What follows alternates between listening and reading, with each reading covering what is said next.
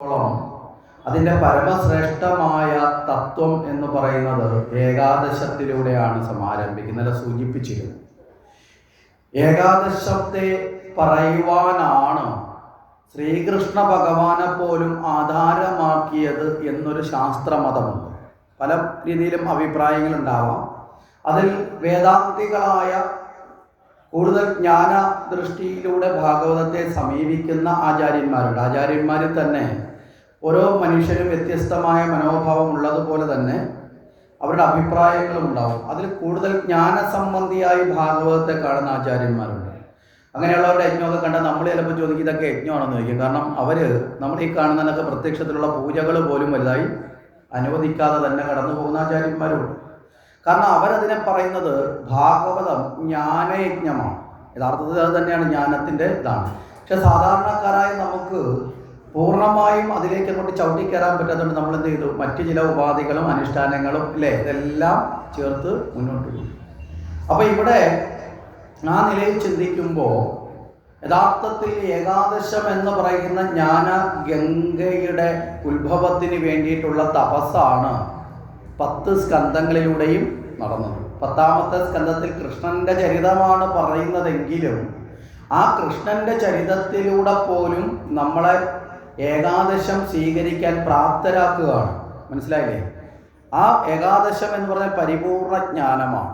എന്തൊക്കെ ഏതറിയുമ്പോഴാണോ സർവ്വതും അറിഞ്ഞത് തുല്യമായി മാറുന്നത്, അതാണ് പരിപൂർണ ജ്ഞാനം. അതുകൊണ്ട് പറയും യഥാർത്ഥത്തിലെ ഭാഗവതം ഏകാദശം. എന്നുവെച്ചാൽ കൃഷ്ണനെ അവിടെ ഉപേക്ഷിക്കലല്ല, കൃഷ്ണൻ്റെ തത്വത്തിലൂടെ പോലും നമ്മളവിടെ എത്താൻ സാധിക്കും. അപ്പോൾ പരിപൂർണമായ ജ്ഞാനത്തെയാണ് ഏകാദശത്തിലേക്ക് ചർച്ച ചെയ്യുന്നത്. ഈ ഏകാദശത്തിൻ്റെ ചർച്ചാ വിഷയങ്ങൾ നമുക്ക് ഗ്രാഹ്യമാകുന്ന നിലയിൽ നമ്മൾ ചിന്തിച്ച് മനസ്സിലാക്കണമെങ്കിൽ അതിന് മണിക്കൂറുകൾ എടുക്കും. ഇപ്പം കേരളത്തിൽ ഇന്ന് ജീവിച്ചിരിക്കുന്നതിൽ വെച്ച് ഏറ്റവും ശ്രേഷ്ഠനായിട്ടുള്ള ഭാഗവതാചാര്യൻ ഭൂമാനന്ദ സ്വാമികളാണ്.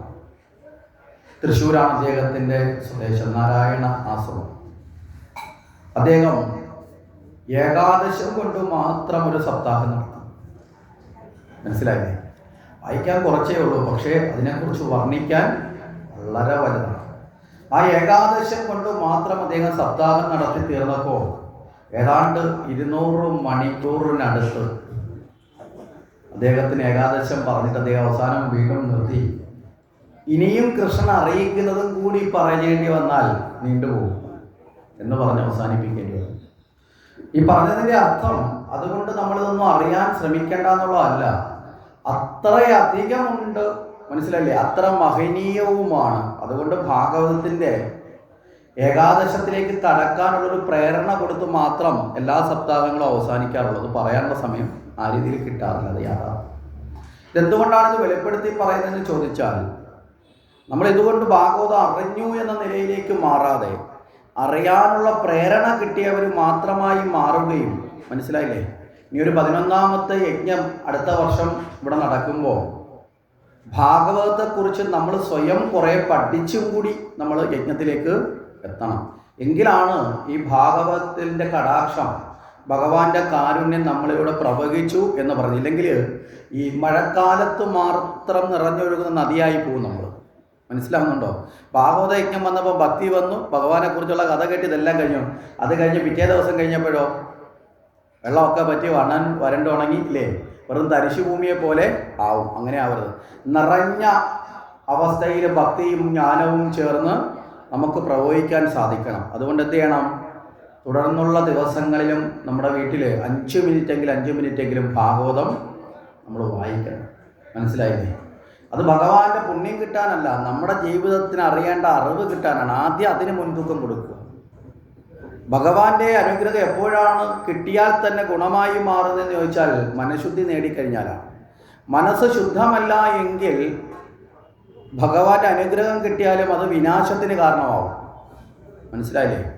നമ്മുടെ ഒരു ധാരണയാണ് ഭഗവാൻ അനുഗ്രഹം കിട്ടുന്നതാണ് ശ്രേഷ്ഠം. അല്ല, അനുഗ്രഹം കിട്ടണമെങ്കിൽ അതിന് പാത്രീഭൂതരായി മാറണം. ഗുണയത്യാഗി എന്ന് പറഞ്ഞിട്ട് പറയും, പാത്രത്തെ അറിഞ്ഞു വേണം ഭിക്ഷ കൊടുക്കാൻ എന്ന് പറഞ്ഞിട്ട് ചൊല്ലുന്നുണ്ട്. മനസ്സിലായില്ലേ? ശുദ്ധമായ പാത്രത്തിലല്ല നമ്മൾ പശുവിൻ്റെ പാല് കറന്നു വെക്കുന്നെങ്കിൽ അതെന്തായി മാറും?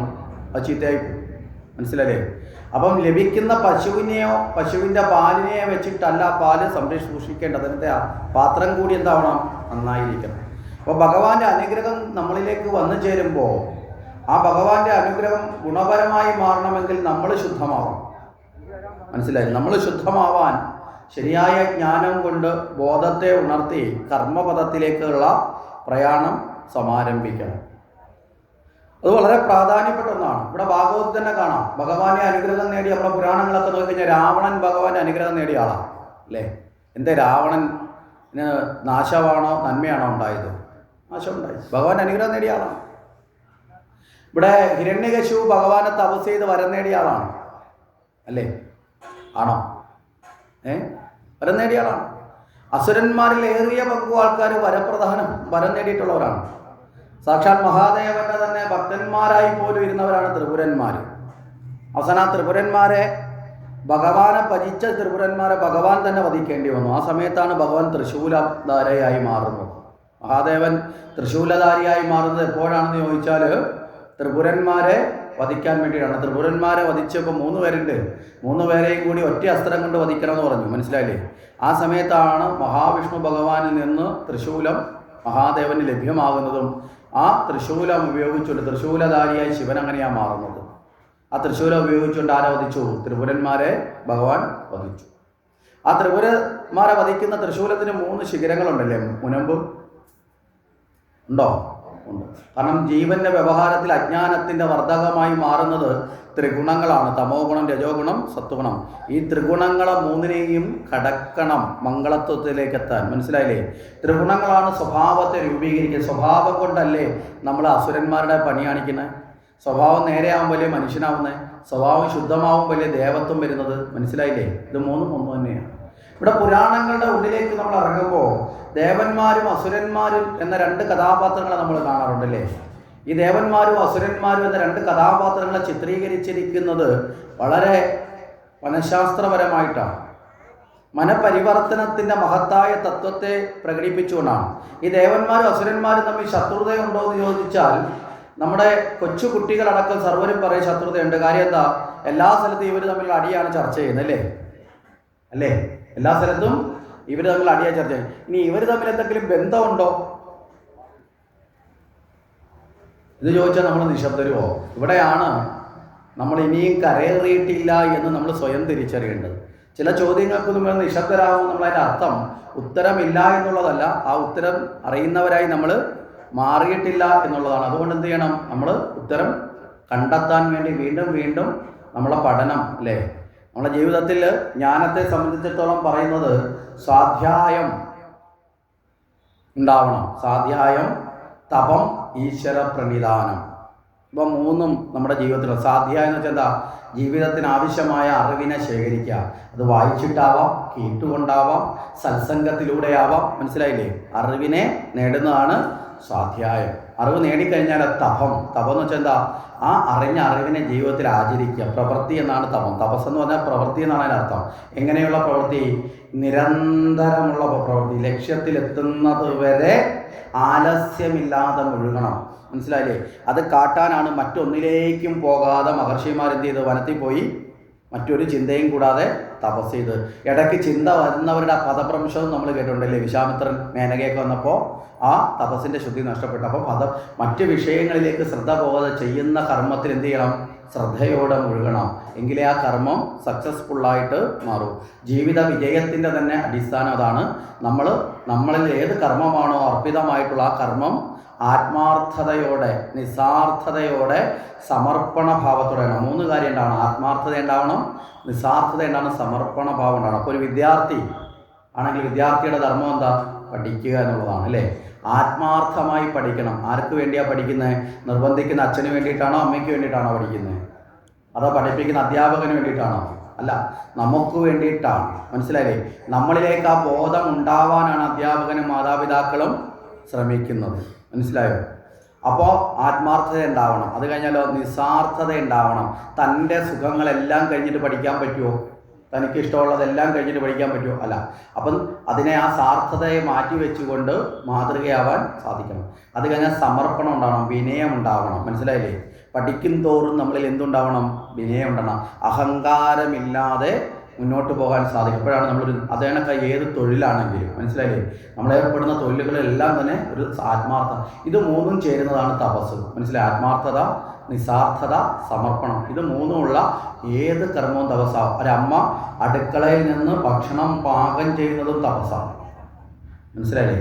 ആത്മാർത്ഥതയോടുകൂടി, അതിൽ നിസ്വാർത്ഥ ഭാവത്തോടുകൂടി അമ്മ അവിടെ നിന്നൊരു മനസ്സുകൊണ്ട് ദൈവം എന്നെ ഇട്ട് കട്ടപ്പെടുത്താൻ വേണ്ടി മാത്രം 4-5 എണ്ണത്തിന് ഞാൻ വെച്ച് വിളമ്പണം, എന്തൊരു പണിയാ, മനുഷ്യന് മെനക്കേടാ എന്ന് പറഞ്ഞുകൊണ്ട് അമ്മ ഭക്ഷണം ഉണ്ടാക്കുന്നെങ്കിൽ നിശ്ചയമായിട്ടും ആ ഭക്ഷണം കഴിക്കുന്നവരിലേക്ക് അതിൻ്റെ ദോഷം ചെന്ന് ചേരും. മനസ്സിലാകുന്നുണ്ട്? അപ്പോൾ അവിടെ നിസ്വാർത്ഥത ഉണ്ടാവണം, സമർപ്പണം ഉണ്ടാവണം. ആ പാകം ചെയ്ത ഭക്ഷണം മക്കൾക്കും മറ്റു ബന്ധുമിത്രാദികൾക്കും വിളമ്പി കൊടുക്കുമ്പോൾ അമ്മയ്ക്ക് ലഭിക്കുന്നൊരു ആനന്ദമുണ്ട് അല്ലേ? സമർപ്പണം ഉണ്ടാവണം. അതുകൊണ്ടാണ് പണ്ട് കാലത്ത് പറയും, മറ്റുള്ളവരെ ഊട്ടുകയാണ് അമ്മയുടെ ധർമ്മം. മറ്റുള്ളവരെ ഊട്ടിക്കഴിഞ്ഞ് പട്ടിണി കിടന്നാലും അവർക്ക് വിഷമമില്ലാതെ സന്തോഷമാണ്. എന്താ കാര്യം? ഒരു സമർപ്പണമുണ്ട്, തപസ്സായിരുന്നു ജീവിതം. ഇന്ന് നമുക്കതെങ്ങാനും ഉണ്ടോ എന്ന് നമ്മൾ ചിന്തിക്കുക. അപ്പോൾ ഇവിടെ പറഞ്ഞത് സ്വാധ്യായ തപസ്, അത് കഴിഞ്ഞാൽ ഈശ്വര പ്രണിതാണ്. എന്താ? എല്ലാ കർമ്മങ്ങളും ചെയ്ത് കഴിയുമ്പോൾ ഞാനെന്ന ഭാവം വരാതെ ഈശ്വരന് സമർപ്പിക്കണം. ഇവയെല്ലാം കൂടി ചേർന്നാണ് ജീവിതത്തിൽ നമ്മൾ മുന്നോട്ട് പോകേണ്ടത് എന്ന് നമ്മൾ കൃത്യമായിട്ട് ധരിക്കണം. അതുകൊണ്ട് തന്നെ ഭാഗവതത്തെ അനുസന്ധാനം ചെയ്യാനുള്ളൊരു പ്രേരണ നമുക്കുണ്ടാകണം. എല്ലാ ദിവസവും അർത്ഥമൊന്നും ഇനി മനസ്സിലായില്ലെങ്കിൽ പോലും ഭഗവാനെ എന്ന് ചിന്തിച്ചുകൊണ്ട് നമുക്ക് ഭാഗവതം നിത്യജീവിതത്തിൻ്റെ ഭാഗമാക്കാൻ നമുക്ക് സാധിക്കണം. അപ്പോൾ ശരി, ഇവിടെ ഇന്നലെ നമ്മൾ ഏകാദശ സംബന്ധമായ വിഷയങ്ങൾ കൂടി ചേർത്തുകൊണ്ടാണ് ഈ ഉദാഹരണങ്ങളൊക്കെ എടുത്ത് പറഞ്ഞത്. അല്ലാതെ കാരണം ചിലത് വിശദീകരിച്ച് പറയാൻ സമയം കിട്ടാത്തപ്പോൾ അതിന് ചുരുക്കി പറയാൻ പറ്റുന്ന ചില അനുഭവങ്ങളും കഥകളിലൂടെ ആ ആശയത്തെ നമ്മളിലേക്ക് എത്തിക്കുക എന്നുള്ളതാണ് ഉദ്ദേശിക്കുന്നത്. അപ്പോൾ ഇവിടെ ഇനി നമ്മൾ ഇന്നലെ ഏകാദശത്തിലെ നവയോഗി സംവാദത്തിൽ ആദ്യത്തെ യോഗിയുടെ ചോദ്യവും അതിൻ്റെ ഉത്തരവും നമ്മൾ ശ്രദ്ധിച്ചിരുന്നു അല്ലേ? ഭഗവത് ധർമ്മം എന്താണ് എന്നുള്ളത്. അവിടെയാണ് നമ്മൾ ഏത് ചൊല്ലിയത്? കായേന വാച മനസേന്ദ്രിയർവാ ബുദ്ധ്യാത്മനാവാ പ്രകൃത സ്വഭാവ കരോമി യദ്വത് സകലം പരസ്മേ നാരായണായേതി സമർപ്പയാമി. അതിനകത്ത് ഏറ്റവും അവസാനത്തെ ഒരു വരി മാത്രമാണ് ഭഗവാനുമായിട്ട് ബന്ധമുള്ളത്. ബാക്കി 3 വരികളും നമ്മളിലാണ്. ഏതാ? കായേന വാച മനസേന്ദ്രിയ ബുദ്ധ്യാത്മനാവാ പ്രകൃതി സ്വഭാവ കരോമി യദ്വത് സകലം പരസ്മേ. ഞാൻ സ്വയം ചെയ്യുന്ന എൻ്റെ ജീവിതത്തിൻ്റെ കർമ്മങ്ങളൊക്കെ അത് ശാരീരികമായും ബൗദ്ധികമായും ബുദ്ധിപരമായും ഇന്ദ്രിയങ്ങളുടെ പ്രേരണ കൊണ്ടും മനസ്സിൻ്റെ പ്രേരണ കൊണ്ടും ഒക്കെ ചെയ്യുന്ന കർമ്മങ്ങളെല്ലാം ശുദ്ധമായിരിക്കണം. ശുദ്ധമാണെങ്കിൽ മാത്രമല്ലേ സമർപ്പിക്കാൻ പറ്റൂ ഭഗവാന്റെ പാദത്തിൽ. മനസ്സിലായില്ലേ? അപ്പോൾ ഇവിടെ നമ്മളെ ശരിയാക്കാനുള്ള മന്ത്രമാണ് ഈ മന്ത്രം. മനസ്സിലായി? അവസാനം അത് ഭഗവാന് സമർപ്പിക്കും. നമ്മൾ കൃത്യമാകാതെ നമുക്കൊരിക്കലും ഭഗവാന്റെ അനുഗ്രഹങ്ങൾ. അതുകൊണ്ടാണ് പണ്ടേ നമ്മളെ ബോധിപ്പിച്ചു താൻ പാതി. മനസ്സിലായില്ലേ? ഇപ്പം നമ്മുടെ പാതി ചെയ്തിട്ടാണോ നമ്മൾ ഭഗവാന്റെ അടുത്തേക്ക് പോണേ? ആണോ? അപ്പം നമ്മുടെ പാതി നമ്മൾ കൃത്യമാക്കാൻ, നമ്മൾ സാധനാനിഷ്ഠരായി നമ്മുടെ ജീവിതത്തെ കൃത്യമാക്കാൻ നമ്മൾ ശ്രമിക്കണം. അപ്പോൾ ആ ചോദ്യം ഒന്നാമത്തെ ഭാഗവധർമ്മത്തെക്കുറിച്ചാണെങ്കിൽ, രണ്ടാമത്തെ ചോദ്യം വന്നത് ഭക്തലക്ഷണം എന്താണ്? ഭക്തൻ്റെ ലക്ഷണം എന്താണ്? ഇത് വളരെ പ്രധാനമായ ചോദ്യമാണ്. നമ്മളൊക്കെ റോഡിൽ നിൽക്കുമ്പോൾ ആരെങ്കിലും 5 കുറിയൊക്കെ ഇട്ടുകൊണ്ട് പോയാൽ നമ്മളൊരു വലിയ ഭക്തനാണെന്ന് പറയും. പോകുന്നത് ചിലപ്പോൾ കള്ളുഷാപ്പിലോട്ടായിരിക്കും. മനസ്സിലായില്ലേ? ചിലപ്പം അതേ കണക്ക് തന്നെ മറ്റുള്ള ആൾക്കാർ അമ്പലത്തിലോട്ട് എല്ലാ ദിവസവും മുടങ്ങാതെ പോകുന്നവരെ കണ്ടാൽ നമ്മൾ പറയും വലിയ ഭക്തയാണ് അമ്മയെന്നൊക്കെ പറയും. അമ്പലത്തിൽ പോകുന്നത് ഭഗവാനെ, ആ മരുമോളക്കാരനെ എനിക്ക് ഇരിക്കപ്പുറത്തിയില്ലേ, അതിലത്തെ ചെല്ലമ്മയും കോമതിയും കാരണം കഷ്ടതയാണ്, ഇത് പ്രാർത്ഥിക്കാനാണ് പോകുന്നെങ്കിൽ നല്ല ഭക്തയാവുമോ? മനസ്സിലായില്ലേ? അപ്പം ഭക്തൻ്റെ ലക്ഷണം എന്താണ്? ഭക്തൻ എങ്ങനെയാണോ ഭഗവാനെ സമീപിക്കുന്നത് എന്ന മനോഭാവമാണ് ഭക്തൻ്റെ ലക്ഷണത്തെ നിർണ്ണയിക്കുന്നത്. നമ്മൾ ഉടുക്കുന്ന വസ്ത്രമല്ല, നമ്മൾ ധരിക്കുന്ന ആഭരണങ്ങളല്ല, നമ്മൾ ഇട്ടിരിക്കുന്ന കുറിയുടെ ലക്ഷണമല്ല, ഇതൊന്നുമല്ല. മനസ്സിലല്ലേ? ശങ്കരാചാര്യർ വളരെ കൃത്യമായി പറയും, ഈ കാഷായ വസ്ത്രം ഉദരനിമിത്തം. കാഷായം പോലും ഉദരനിമിത്തത്തിന് വേണ്ടി ധരിക്കുന്ന ആൾക്കാർ വരെ ഉണ്ട് നമ്മുടെ നാട്ടിൽ. അതുകൊണ്ട് കാഷായം ധരിച്ചത് കൊണ്ട് സന്യാസിയാവണം എന്നില്ല. മനസ്സിലായില്ലേ? ഇനി സന്യാസിക്ക് കാഷായം ധരിക്കണം നിർബന്ധവും ഇല്ല, അത് അവർ സ്വയം സ്വീകരിക്കുന്നതാണ്. അപ്പം വേഷവിധാനങ്ങൾ കൊണ്ടോ മറ്റേതെങ്കിലും കാര്യങ്ങൾ കൊണ്ടോ അല്ല നമ്മൾ ഭഗവാന്റെ ഭക്തനാകുന്നത്. നമ്മുടെ ജീവിതത്തിൽ പ്രതിധ്വനിക്കുന്ന ജ്ഞാനകർമ്മങ്ങൾ നിന്നുകൊണ്ടാണ്. അപ്പോൾ ഇവിടെയാണ് ആ ചോദ്യം വന്നത്, ഭക്തൻ്റെ ലക്ഷണം എന്താണ്? ഹരി എന്ന ഗുരുനാഥനോടാണ് നിമി ചോദിക്കുന്നത്.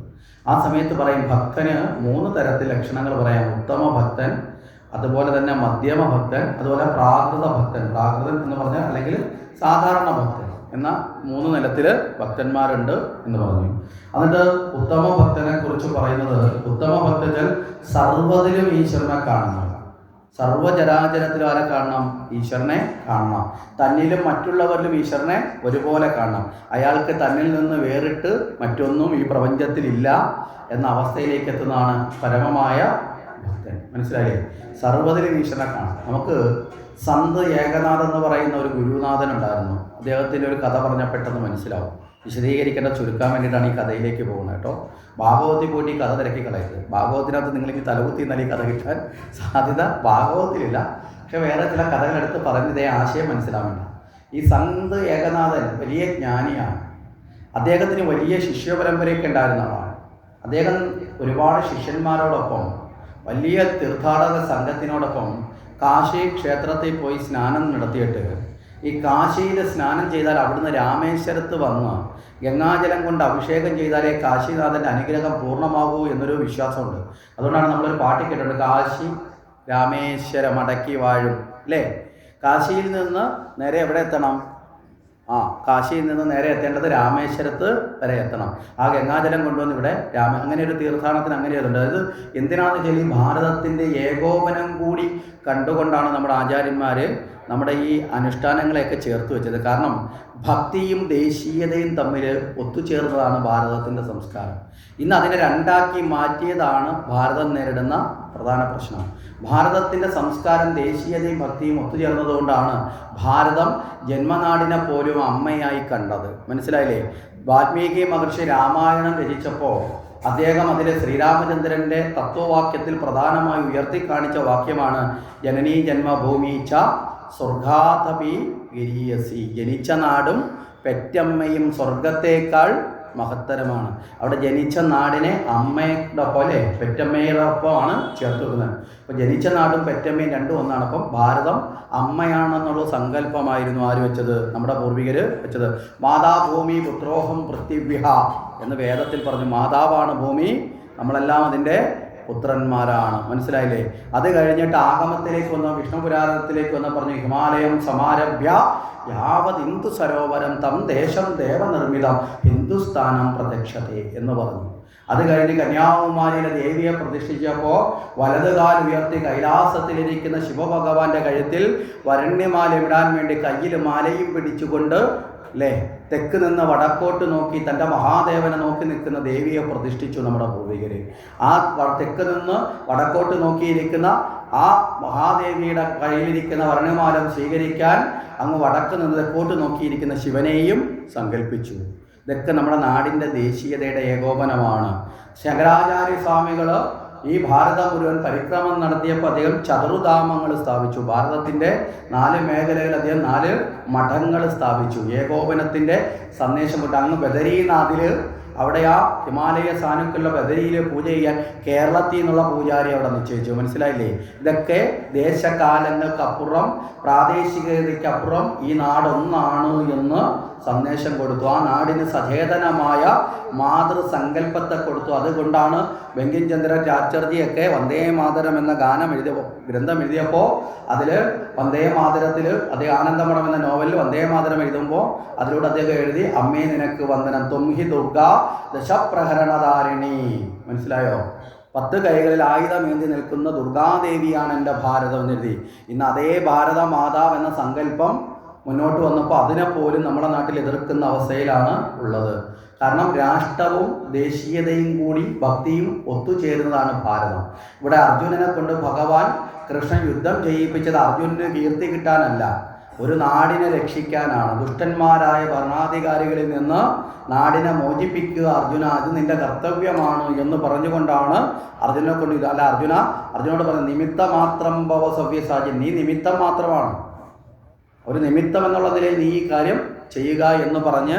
അപ്പോൾ ആ നിലയിൽ നമ്മൾ നോക്കുമ്പോൾ ഇവിടെ പരസ്പര പൂരകമായിട്ടുള്ള കാഴ്ചപ്പാടാണ്. അപ്പോൾ ഇവിടെയാണ് കാശിയിൽ പോയാൽ രാമേശ്വരത്ത് പോവുക എന്ന സങ്കല്പം ഉള്ളതുകൊണ്ട് കാശിയിൽ പോയി ദേവദർശനം നടത്തി തിരികെ വരുന്ന ഏകനാഥൻ അദ്ദേഹവും കൂടെ ഉണ്ടായിരുന്ന എല്ലാവരും കയ്യിലൊരു കുംഭത്തിനുള്ളിൽ ഗംഗാജലം കയ്യിലെടുത്തുകൊണ്ടാണ് ഈ നാമം ജപിച്ച് നമശിവായ ജപിച്ചുകൊണ്ട് അന്നത്തെ കാലത്ത് വളരെ ദൂരം ഈ നടന്നു വരാനുള്ള വഴിയേ ഉള്ളൂ, വേറെ ഒരു നിർവാഹവും ഇല്ല. ദിവസങ്ങളോളം എടുക്കും, മാസങ്ങളെടുത്താണ് ചിലപ്പോൾ ഇവിടെ വരെ എത്തുന്നത്. അതിനിടയിൽ ഏതെങ്കിലുമൊക്കെ ക്ഷേത്രങ്ങളിലുള്ള സ്ഥലങ്ങളിൽ വന്ന് അവിടെ ശയിക്കും. അതിൻ്റെ ചുറ്റുവട്ടത്തുള്ള സജ്ജനങ്ങൾ ഇങ്ങനെ ഋഷീശ്വരന്മാരായ മഹാത്മാക്കൾ വന്നു എന്നറിയുമ്പോൾ അവർക്ക് വേണ്ടിയിട്ടുള്ള സൗകര്യം ചെയ്യുന്നത് പുണ്യമാണെന്ന് മനസ്സിലാക്കിക്കൊണ്ട് ആ ധർമ്മം അറിയാവുന്ന ഗൃഹസ്ഥാശ്രമികളായ ആ നാട്ടിലുള്ള ജനങ്ങൾ എന്ത് ചെയ്യും? ഇവർക്കുള്ള ഭക്ഷണവും വസ്ത്രങ്ങളും ഒക്കെ ആവശ്യമുള്ളത് അവിടെ എത്തിച്ചു കൊടുക്കും. മനസ്സിലായില്ലേ? ഇവരിതൊന്നും കൊണ്ടല്ല വരുന്നത്, ഈശ്വരൻ്റെ നിമിത്തം മാത്രമേ ഉള്ളൂ. അത് എത്തിച്ചു കൊടുക്കും. അത് കഴിഞ്ഞ് അടുത്തത്തേക്ക് യാത്രയാവും. ഇങ്ങനെയാണ് പണ്ട് ഈ തീർത്ഥാടനങ്ങളിലൂടെ നമ്മുടെ ധർമ്മത്തെ നിലനിർത്തിയിരുന്നത്.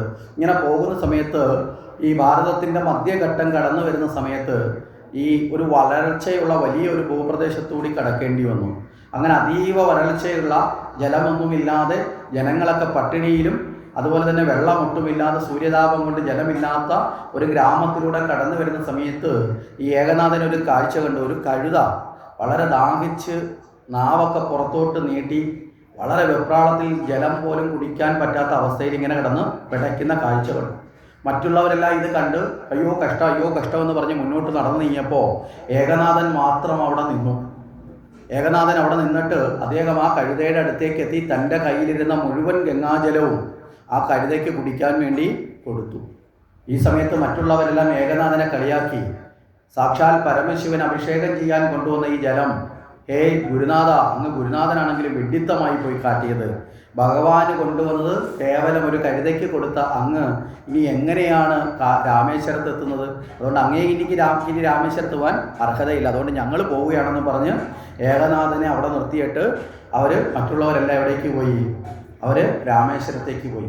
ഏകനാഥൻ കൈകൂപ്പിക്കൊണ്ട് പറഞ്ഞു, ശിവ ഭഗവാനെ, ഞാൻ ചെയ്ത കർമ്മം തെറ്റായിട്ടുണ്ടെങ്കിൽ ക്ഷമിക്കുക. കാരുണ്യമില്ലാത്തവൻ ഭക്തിക്ക് അർഹനല്ല എന്നാണ് ഞാൻ പഠിച്ചതെന്ന് പറഞ്ഞ് കൈകൂപ്പുന്ന നിമിഷം സാക്ഷാൽ മഹാദേവൻ ഏകനാഥൻ്റെ മുമ്പിൽ പ്രത്യക്ഷപ്പെട്ട് ഏകനാഥനെ അനുഗ്രഹിച്ചു. മനസ്സിലായില്ലേ? ആ ഏകനാഥ ക്ഷേത്രം ഇന്നും ആ സ്ഥലത്തുണ്ട്. ശിവൻ സർവ്വസമയത്തും സജീവ സാന്നിധ്യത്തിൽ കുടികൊള്ളുന്നു എന്ന് പറഞ്ഞ് ആ ഭഗവാൻ അനുഗ്രഹിച്ചു. നേരെ മറിച്ച് രാമേശ്വരത്ത് പോയവരെല്ലാം പാറയെ കണ്ടു തൊഴുതിട്ട് വീട്ടിൽ പോയി. മനസ്സിലായില്ലേ അർത്ഥം? നമ്മൾ യഥാർത്ഥത്തിൽ സചേതനമായ ഭഗവാനെ അനുഭവിക്കുന്നതാണ് ഉത്തമ ഭക്തി. അതുകൊണ്ടാണ് സഹജീവികളോടുള്ള കാരുണ്യവും ദയയും നമ്മുടെ ജീവിതത്തിലുള്ള മാനവ സേവ, മാധവ സേവ, സേവാഹി പരമോ ധർമ്മ. നമ്മളെ തൊട്ടടുത്ത വീട്ടിൽ ഒരു കുഞ്ഞ് വിശന്ന് പട്ടിണി കിടക്കുന്നുണ്ടെങ്കിൽ അവന് കൊടുക്കുന്ന ഒരു തവി കഞ്ഞിയേക്കാൾ വലിപ്പമുണ്ടാവില്ല നമ്മൾ ക്ഷേത്രത്തിൽ ഭഗവാനെ 12 അടി പൂജ നടത്തി സമർപ്പിക്കുന്ന പാൽപായസത്തിന് പോയി. മനസ്സിലായില്ലേ? ഏറ്റവും വലിയ ശ്രേഷ്ഠത എന്ന് പറയുന്നത് അവിടെ ആ വിശന്ന് ദാഹിച്ചവന് കൊടുക്കുക എന്നുള്ളതാണ്. ഇവിടെയാണ് നമ്മൾ യഥാർത്ഥ ഈശ്വരഭക്തിയെ ഇത് തിരിച്ചറിയാതെ പോയത് കൊണ്ടാണ് ഈ ദേവന്മാരെ പോലും പ്രതിഷ്ഠിച്ച് പൂജിക്കുന്ന ക്ഷേത്രങ്ങളിൽ പോലും ഇന്ന്, മനസ്സിലായില്ലേ, യഥാർത്ഥ സാമൂഹികമായ കർമ്മങ്ങൾക്ക് പകരം വെടിക്കെട്ടും ആനയെക്കെട്ടും ജണ്ടമേളവും തെയ്യവും തുള്ളലുമായി ലക്ഷക്കണക്കിന് രൂപ അടിച്ചു പൊളിച്ച് കളയുന്നു. പറഞ്ഞു മനസ്സിലായി? എത്രയോ സഹോദരിമാർ പട്ടിണി കൊണ്ട് കിടക്കുന്ന, എത്രയോ നിത്യരോഗികളായിട്ടുള്ള, പഠിക്കാൻ ഗതിയില്ലാത്ത, ജീവിതത്തിൽ ബുദ്ധിമുട്ട് അനുഭവിക്കുന്ന അനേകം ആൾക്കാർ നമ്മുടെ ചുറ്റുവട്ടമൊക്കെ ഉള്ളപ്പോൾ അവരെ കൈപിടിച്ചുയർത്തലാണ് യഥാർത്ഥ ധർമ്മം എന്നുകൂടി നമ്മൾ തിരിച്ചറിയണം. അത് കഴിഞ്ഞിട്ട് നമുക്ക് ആഘോഷങ്ങൾ ആവാം. ഇന്ന് പല ആഘോഷങ്ങളും ദൈവത്തിൻ്റെ പേരിൽ നടത്തുന്നേ ഉള്ളൂ.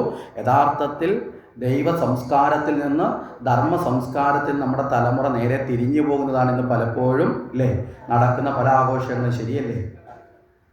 ആണോ അല്ലേ? നിങ്ങൾ ചിന്തിച്ചു നോക്കിയാൽ അത് യാഥാർത്ഥ്യങ്ങളാണ്. ഞാൻ ഉത്സവത്തിനെതിരെ അല്ല പറഞ്ഞു. ഉത്സവം എന്ന് പറയുന്നത് ഭഗവാനുമായി ചേരാനുള്ള നിലയിലാവണം. മനസ്സിലാവുന്നുണ്ടോ? ഭക്തിയുടെ തലത്തിലാവണം. ഇന്ന് ഭക്തിഹീനമായത് പലതിനും നമ്മൾ വഴിപ്പെട്ടുകൊണ്ടിരിക്കുക. പലയിടത്തും നമ്മുടെ ക്ഷേത്രങ്ങളിലെ ഉത്സവം നടക്കണമെങ്കിൽ ക്ഷേത്ര ഭാരവാഹികൾ പോലും നിശ്ചലമായി നിന്ന് പോലീസുകാരത്തിൽ ആദ്യമായിട്ട് ഇറങ്ങി നടിക്കുന്ന ഗതികേടിലേക്ക്, മദ്യപിച്ച് കൂത്താടുന്ന ലഹരിയിലേക്ക്, ഇന്ന് അതേ അവസ്ഥയിലേക്ക് പലതരത്തിലുള്ള ഈശ്വരന് നിരക്കാത്ത തരത്തിൽ നമ്മുടെ കുഞ്ഞുങ്ങൾ പോലും തെറ്റായ വഴിയിലേക്ക് പലപ്പോഴും പ്രവേശിക്കുന്നതിന് കാരണമായി, നാട്ടിൽ സംഘർഷത്തിന് കാരണമായി ഒക്കെമായി മാറുമ്പോൾ നമ്മൾ തിരിച്ചറിയണം. ചില യാഥാർത്ഥ്യങ്ങളെ നമ്മൾ തിരിച്ചറിയണം. ഒരിടത്തും ഭഗവാൻ പറഞ്ഞിട്ടില്ല ഇത്തരം കാര്യങ്ങൾ വേണം എന്ന്. മനസ്സിലായോ?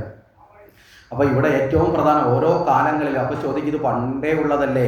ഇവിടെയാണ് നമ്മുടെ ധർമ്മം, നമ്മുടെ മുന്നിൽ അനുവദനീയമായ ഓരോ കാലത്തിനനുസരിച്ച് അതാത് കാലത്ത് വേണ്ടതായ കർമ്മങ്ങളെ തിരിച്ചറിഞ്ഞ്, മനസ്സിലായില്ലേ, അവയെ എന്ത് ചെയ്യണം? പുനരുദ്ധരിക്കപ്പെടണം. നമ്മൾ ക്ഷേത്രത്തെ പുനരുദ്ധരിക്കാറില്ലേ? മനസ്സിലാവുന്നുണ്ടോ? ആചാരങ്ങളെയും നമുക്ക് പുനരുദ്ധരിക്കാൻ അവകാശമുണ്ട്. ശരിയായ അനുഷ്ഠാനങ്ങളെ തിരിച്ചറിഞ്ഞ് നമുക്ക് മാറ്റം വരുത്താൻ സാധിക്കണം. നമ്മൾ ഇന്ന് കാണുന്ന എത്രയോ ആചാരങ്ങൾ മാറി മാറി വന്നിട്ടുള്ളതാണ് അല്ലേ? അതുപോലെ തന്നെ നമുക്ക് യഥാർത്ഥത്തിൽ പരസ്പരമുള്ള സാമൂഹിക ബോധത്തെ വർദ്ധിപ്പിക്കുന്നതാവണം. ശരി, ഇവിടെ പറഞ്ഞു വന്നത് ഉത്തമ ഭക്തൻ്റെ ലക്ഷണം സർവ്വതിലും ഈശ്വരനെ കാണുക. അതാണ് ഏകനാഥന് സാക്ഷാൽ മഹാദേവന് സമർപ്പിക്കാൻ വന്ന ഗംഗാജലം അദ്ദേഹത്തിനൊരു മൃഗത്തിന് കൊടുക്കാൻ മടിയുണ്ടായിരുന്നില്ല. സർവ്വതും ഈശ്വരോന്മുഖമാണ് എന്ന തിരിച്ചറിവാണ് ഉത്തമ ഭക്തന് ഉണ്ടാകേണ്ടത്. സർവചരാചരങ്ങൾ, അവിടെയാണ് ഗീതയിൽ പറയും ഈശ്വര സർവഭൂതാനാം, സർവഭൂതങ്ങളിലും വസിക്കുന്നത് ആര് തന്നെയാണ്? ഈശ്വരൻ തന്നെയാണ്. അതുകൊണ്ട് അവനവൻ ആത്മസുഖത്തിന് ആചരിക്കുന്നവ അപരന് സുഖത്തിനായി വരേണം. മനസ്സിലാവുന്നുണ്ടോ? അപ്പോൾ ആ ഒരു നിലയിലേക്ക് നമുക്ക് എത്താൻ സാധിക്കണം. മധ്യമഭക്തൻ എന്ന് പറഞ്ഞാൽ എന്താ? മധ്യമഭക്തൻ വെച്ചാൽ ഭഗവാനിൽ പ്രേമം ഉണ്ടാവും, അജ്ഞാനികളിൽ അതുപോലെ തന്നെ കൃപയുണ്ടാവും, അതുപോലെ തന്നെ ഭക്തന്മാരോടൊരു മൈത്രി ഉണ്ടാവും, പിന്നെ വിദ്വേഷികളോടൊരു ഉദാസീനത ഉണ്ടാവും. ഇങ്ങനെ 4 ഗുണങ്ങളും കൂടി അല്ല ഘടകങ്ങളിൽ നിൽക്കുന്നവരാണ് യഥാർത്ഥത്തിൽ ആരെ? മധ്യമഭക്തൻ. അവൻ പൂർണ്ണമായി എല്ലാത്തിലും ഈശ്വരനെ കാണത്തില്ല. അവൻ ഈശ്വരൻ ഉണ്ടെന്നറിയാം, ഈശ്വരനോടൊരു പ്രേമം ഉണ്ടാവും. മനസ്സിലായില്ലേ? ഭഗവാന്റെ ഭക്തന്മാരോടൊരു അടുപ്പം പുലർത്താൻ ശ്രമിക്കും, മൈത്രി ഉണ്ടാക്കും. അത് കഴിഞ്ഞാൽ അജ്ഞാനികളോട് ഒരു എന്തുണ്ടാവും? ദയുണ്ടാവും. കാരണം അവൻ അജ്ഞാനി ആയതുകൊണ്ടാണല്ലോ അവൻ ഇങ്ങനെയൊക്കെ ഭഗവാനിലേക്ക് എത്താൻ സാധിക്കാത്തതെന്നും. പിന്നെയോ അത് കഴിഞ്ഞാൽ വിദ്വേഷികളുണ്ട്, ഭഗവാനെ നിന്ദിക്കുന്നവരുണ്ട്, അവരോട് എന്ത് ചെയ്യും? അടുപ്പമില്ലായ്മ പ്രകടിപ്പിക്കും. ഇതാണ് ഒരു മധ്യമ ഭക്തൻ. നമ്മളൊക്കെ ഏകദേശം ആ ഒരു തലത്തിൽ നിൽക്കുന്നവരാണ് നമ്മളെല്ലാവരും എന്നുള്ളതാണ് യാഥാർത്ഥ്യം. ഇനി അത് കഴിഞ്ഞാൽ സാധാരണ ഭക്തനുണ്ട്. എന്താ ഈ സാധാരണ ഭക്തൻ വെച്ചാൽ വിഗ്രഹങ്ങളിലും പൂജാസ്ഥലങ്ങളിലും മാത്രം ഈശ്വരനുണ്ടെന്ന് വിശ്വസിക്കുകയും, മനസ്സിലായില്ലേ, മറ്റൊന്നിലും ഭഗവാനെ കാണാൻ ശ്രമിക്കാതിരിക്കുകയും ചെയ്യുന്ന ആളാരാണ്? സാധാരണ ഭക്തനാണ്. ഇതാണ് ഭാഗവതത്തിൽ നമ്മൾ കപില ദേവകൂതി സംവാദത്തിൽ കപിലൻ അമ്മയോട് പറഞ്ഞു, അമ്മേ, ഈശ്വരൻ സർവ്വപ്രപഞ്ചത്തിലും നിറഞ്ഞതായി കണ്ട് സ്വയം അനുഭവിക്കുന്ന കാലം വരെയും ബാഹ്യമായ വിഗ്രഹത്തിലും പൂജയിലും മുഴുകുക. മനസ്സിലായില്ലേ? അനുഭവം വന്നു കഴിഞ്ഞാൽ ഇതിൻ്റെ ആവശ്യമുണ്ടോ? വേണ്ട. അപ്പോൾ ഇതൊക്കെ നമ്മളെ ഈശ്വരനിലേക്ക് എത്തിക്കാനുള്ള പ്രൈമറി തലമാണേത്? അനുഷ്ഠാനങ്ങൾ എന്ന് പറയുന്നത്. ആ ഘട്ടം കഴിഞ്ഞാൽ അവിടേക്ക് ആവശ്യമില്ല. അതുകൊണ്ടാണ് നമ്മുടെ ശാസ്ത്രം പറയും സന്യാസിമാർക്ക് ക്ഷേത്ര ദർശനം നിർബന്ധനം അല്ല. മനസ്സിലായില്ലേ? കാരണം എന്താ? ആചാരങ്ങൾക്കും അപ്പുറത്തേക്ക് അവർ നിജത്വത്തിലെത്തിയവരാണ്. ഇപ്പോൾ പൂണൂല് ധരിച്ച കുലത്തിൽ ജനിച്ചിട്ടുള്ള ഒരാളാണ് സന്യാസം സ്വീകരിക്കുന്നതെങ്കിൽ സന്യാസം സ്വീകരിക്കുമ്പോൾ അയാൾ പൂണൂല് വരെ പൊട്ടിച്ച് മാറ്റണമെന്നാണ്. ആ ജന്മം കഴിഞ്ഞു, അടുത്ത ജന്മമാണ്. അതാണ് സന്യാസിക്ക് പുതിയ പേര് വീഴുന്നത് അല്ലേ? എന്താ? അതുവരെ ഉണ്ടായിരുന്ന ആൾ ചിലപ്പോൾ ശങ്കരൻകുട്ടിയായിരിക്കും. സന്യാസം സ്വീകരിച്ച് കഴിയുമ്പോൾ ശിവാമൃതയോ അല്ലെന്നുണ്ടെങ്കിൽ മറ്റേതെങ്കിലും തരത്തിൽ കൃഷ്ണാനന്ദ സരസ്വതി, ഇങ്ങനെ ഒരു പുതിയ പേരിടും. എന്താ? ഒരു കുഞ്ഞ് ജനിക്കുന്നത് പോലെ ആ ജന്മം കഴിഞ്ഞ് ആ ശരീരത്തെ യഥാർത്ഥത്തിൽ അതുമായിട്ടുള്ള ബന്ധം പൂർണ്ണമായും വിച്ഛേദിച്ച് വിരജാഹോമം എന്ന് പറയുന്നൊരു ഹോമം നടത്തി വസ്ത്രാദികൾ വരെ ഉപേക്ഷിച്ച് പുതുവസ്ത്രമായി ഏത് സ്വീകരിക്കും? കാഷായം സ്വീകരിക്കുമ്പോൾ പുതിയ പേര് ഗുരുനാഥനിടും. അപ്പോൾ പുതിയ ജന്മമാണ്. മനസ്സിലായോ? അതുകൊണ്ടാണ് സന്യാസി പറയില്ലേ പൂർവാശ്രമം എന്ന് പറയും. പൂർവാശ്രമത്തെ കൃഷ്ണൻകുട്ടി ആയിരിക്കും, പക്ഷേ ഇപ്പോൾ ആരാന്ന് ചോദിച്ചാൽ ഇന്നാളാണ് എന്ന് പറയുന്നത് അതാണ്. അപ്പോൾ ആ നിലയിലേക്ക് എത്തുന്ന സന്യാസി ആചാരബന്ധിതൻ അല്ല. അപ്പോൾ നമ്മളൊക്കെ പക്ഷേ ആചാരത്തിലൂടെ ഉയരാൻ ശ്രമിക്കേണ്ടവരാണ്. ആചാരമല്ല ശാശ്വതം. ആചാരം നമ്മുടെ എന്താണ്?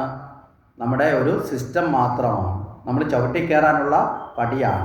ഈ ചവിട്ടിക്കയറാനുള്ള പടി കടന്ന് നമ്മൾ മട്ടുപ്പാവിലെത്തിയാൽ പിന്നെ പടിയിലുണ്ടല്ലോ, മട്ടുപ്പാവിലെത്തി കഴിഞ്ഞു അല്ലേ? അതിലേക്ക് അതുപോലെയാണ് ആചാരങ്ങളെ കടന്ന് നമ്മൾ അറിഞ്ഞ് പോകണം. അപ്പോൾ ആചാരങ്ങളെ ശാശ്വതമായി കാണുന്നത് എവിടെയാണ്? നമ്മൾ സാധാരണ ഭക്തൻ എന്ന നിലയിലാണ്. മനസ്സിലായില്ലേ? അങ്ങനെയുള്ളവർ ഇപ്പോൾ അമ്പലത്തിൻ്റെ അടുത്ത് വന്നിരുന്നാലും ഇവിടെ ഇരുന്ന് തമാശ വേറെ കഥയൊക്കെ പറയും. മണിയടി കേട്ട ചാടി എഴുന്നേറ്റിട്ട് അയ്യോ ഭഗവാനെ വീണ്ടും കൈ അങ്ങോട്ട് തിരിച്ചിട്ട് ഇപ്പുറത്തുനിന്നുണ്ട് നീ അറിഞ്ഞുകൂടിയില്ല, അവിടെ അതായിരുന്നു, ഇവിടെ ഇതായിരുന്നു, ഇത്രയായിരുന്നു. മനസ്സിലായില്ലേ? എന്താ കാരണം? അത് കേട്ടാൽ നമ്മൾ ഉണരും, പിന്നെ വീണ്ടും പഴയടുത്തെത്തും. മനസ്സിലാവുന്നുണ്ടോ? അതാണ് സാധാരണ ഭക്തി വ്യവസ്ഥ. അപ്പോൾ ബിംബങ്ങളിലും അതുപോലെ തന്നെ ഏതെങ്കിലും തരത്തിലുള്ള അലങ്കാര വസ്തുക്കളിലും പൂജാസ്ഥാനങ്ങളിലും മാത്രമല്ല ഈശ്വരൻ എന്നറിയണം. അപ്പോൾ അതിൽ മാത്രമാണെന്ന് ചിന്തിച്ചാൽ നമ്മൾ അവിടെ ആ സാധാരണ ഭക്തിയിൽ നിലനിന്ന് പോകും എന്ന നിലയിൽ അതിനെക്കുറിച്ച് പറഞ്ഞു. ഇനി യഥാർത്ഥത്തിലുള്ള ഈ ഭക്തൻ്റെ ലക്ഷണം പൂർണ്ണമായി നിർവചിക്കാനും പ്രയാസമാണ്. കാരണം ഓരോ ഭക്തനും ചിലപ്പോൾ അവൻ്റെ ഭഗവാനുള്ള ഭക്തി പ്രകടിപ്പിക്കുന്ന നമുക്ക് തോന്നും, എടാ അയാൾക്ക് എന്തോ വട്ടുണ്ടെന്ന് തോന്നും. മനസ്സിലായേ? നാട്ടിൽ പൊതുവെ ഭക്തന്മാരെ അറിയപ്പെടുന്ന പേര് ഇപ്പോൾ വട്ടന്മാരെന്നാണ്. കാരണം സാധാരണക്കാരായ ആൾക്കാർ ഭൂരിപക്ഷമുള്ളവർക്കും എന്താ സ്വന്തം ജീവിതത്തെക്കുറിച്ച് സുഖത്തെക്കുറിച്ച് ചിന്തയായിരിക്കും. മനസ്സിലായില്ലേ? ഭഗവാനിൽ പരിപൂർണ്ണ മനസ്സെത്തിയ ഭക്തൻ ചിലപ്പോൾ ഇവർക്ക് നിന്ന് വ്യത്യസ്തനായി ചിലപ്പോൾ പ്രവർത്തിച്ചു. ഇന്നലെ നാരായണത്തുപ്രാന്തൻ്റെയൊക്കെ കഥ പറഞ്ഞപ്പോൾ നമുക്ക് തോന്നിയിട്ടുണ്ടാവും. അപ്പോൾ അതുകൊണ്ട് നമുക്ക് തെറ്റിദ്ധാരണ ഉണ്ടാവും. ഇപ്പോൾ ഇവിടെ ഒരു ഉദാഹരണം കൂടി പറയാം. ഒരിക്കലും ഒരു വലിയ ഒരു ഗുരുനാഥൻ്റെ അടുത്ത് കുറേ വിദ്യാർത്ഥികളായി പഠിക്കാൻ ചെന്ന ആൾക്കാരുണ്ടായിരുന്നു. ഇങ്ങനെ ഇവർ ശിഷ്യന്മാരെല്ലാവരും കൂടി പഠനം കഴിഞ്ഞു. അവിടെ നിന്ന് ഗുരുനാഥൻ്റെ കാലശേഷം അവരവിടെ നിന്ന് പിരിഞ്ഞു. ഇവരൊക്കെ മഹനീയമായ രീതിയിൽ അവരൊക്കെ ആചാര്യശ്രേഷ്ഠന്മാരായി തീർന്നു. ഇപ്പോൾ ഇവരെല്ലാവരും ആ ഗുരുനാഥനിൽ നിന്ന് സന്യാസദീക്ഷയൊക്കെ സ്വീകരിച്ചവരാണ്. ഇതിലേറ്റവും കഴിവും മിടുക്കുമുണ്ടായിരുന്ന ഒരു ശിഷ്യനുണ്ടായിരുന്നു. അപ്പോൾ ഇവരെല്ലാം പല വഴിക്ക് പിരിഞ്ഞു. കുറേ നാൾ കഴിഞ്ഞപ്പോഴാണ് ഇവർ ഓരോരുത്തരും പരസ്പരം കാണാൻ വേണ്ടി ശ്രമിച്ചു. അങ്ങനെ അന്വേഷിച്ചപ്പോൾ ഇവർക്കൊക്കെ ഈ ശിഷ്യന്മാരിൽ ആദ്യത്തെ ശിഷ്യനോട് മറ്റുള്ളവർക്കൊക്കെ വളരെ വിഷമം തോന്നി. കാരണം എന്തേ ഇയാൾ ഇങ്ങനെ ആയതെന്നൊക്കെ ചിന്തിച്ചു. കാരണം ആദ്യത്തെ ശിഷ്യൻ മറ്റുള്ളവർക്കൊന്നും മനസ്സിലാവാത്ത ഒരു പ്രവൃത്തി ചെയ്തുകൊണ്ടിരിക്കുക. എന്താ കാരണം വെച്ചാൽ ഇയാളുടെ സ്ഥിരം പരിപാടി കക്കുക എന്നുള്ള, മോട്ടിക്കാൻ പോകുക എന്നുള്ള. അപ്പോൾ ആ ഗുരുനാഥന് പ്രിയപ്പെട്ട ആ ശിഷ്യൻ സന്യാസം സ്വീകരിച്ച ഒരു സന്യാസി മോഷണം നടത്തുക എന്ന് പറഞ്ഞാൽ അത് സമൂഹം അംഗീകരിക്കും? സമൂഹം അംഗീകരിക്കില്ല. അപ്പോൾ അദ്ദേഹം ഇങ്ങനെ മോഷണം നടത്തും. അദ്ദേഹത്തിന് പിടിക്കും, മോട്ടിച്ച മുതൽ എവിടെയെങ്കിലും കൊണ്ടുവെക്കും. ഇദ്ദേഹമാണ് മോട്ടിച്ചതെന്നറിയാൻ എന്തെങ്കിലും ഒരു തെളിവ് ഇദ്ദേഹം ഇട്ടേക്കും. മനസ്സിലായില്ലേ?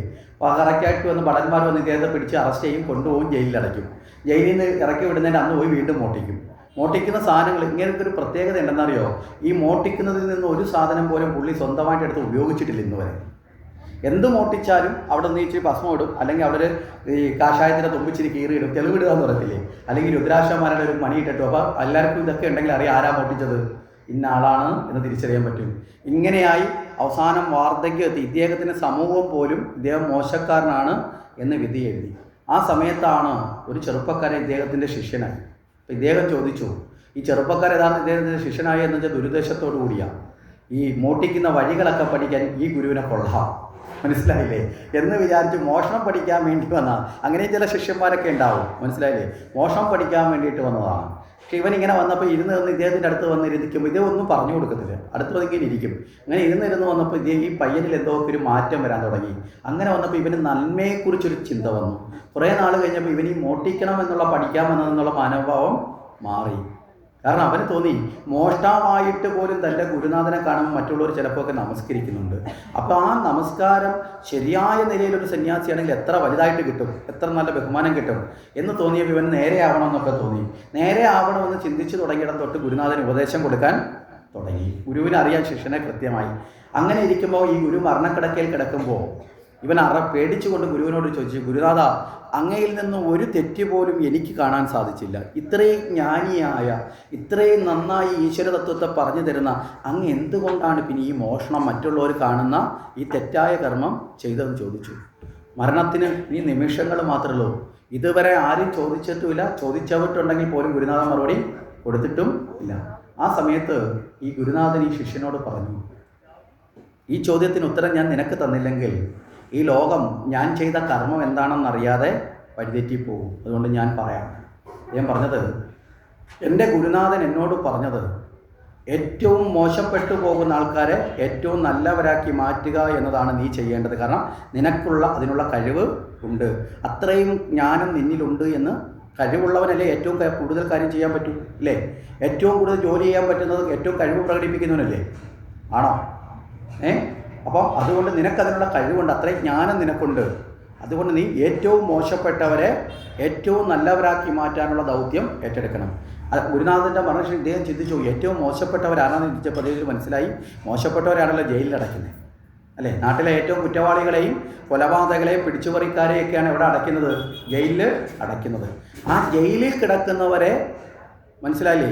അവർക്ക് ജ്ഞാനം കൊടുത്ത് നന്നാക്കണം എന്നുള്ളത് ഇദ്ദേഹം വ്രതമായിട്ട് സ്വീകരിച്ചു. അപ്പോൾ അവർക്ക് ജ്ഞാനം കൊടുക്കണമെങ്കിൽ എവിടെ എത്തണം? അവരെ കൂട്ടത്തിലെത്തണം.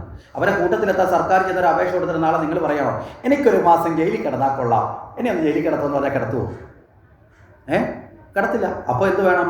ജയിലിൽ കയറണമെങ്കിൽ അവിടെ ഒരു യോഗ്യത വേണം, ഇല്ലേ? എന്താ യോഗ്യത? തെറ്റ് ചെയ്യണം. അതിനു വേണ്ടി ഞാൻ എന്ത് ചെയ്തു? മോഷണം നടത്തി. പക്ഷേ ഈ മോഷ്ടിച്ചതിലൊന്നും തന്നെ ഞാൻ എടുത്തിട്ടില്ല. അത് യഥാർത്ഥ ഉടമസ്ഥൻ തന്നെ തിരിച്ചു. തൽക്കാലത്തേക്ക് ഞാൻ 10 പവൻ എടുത്തുകൊണ്ട് വന്ന് മരത്തിൻ്റെ വെട്ടി വെച്ചു. പോലീസുകാർ വന്ന് ചോദിച്ചു, താണ്ടിരിക്കുന്നു സാറേ 10 പവൻ എടുത്തോ. പക്ഷേ 10 പവൻ തിരിച്ചു കൊടുത്താലും കുറ്റമാണല്ലോ.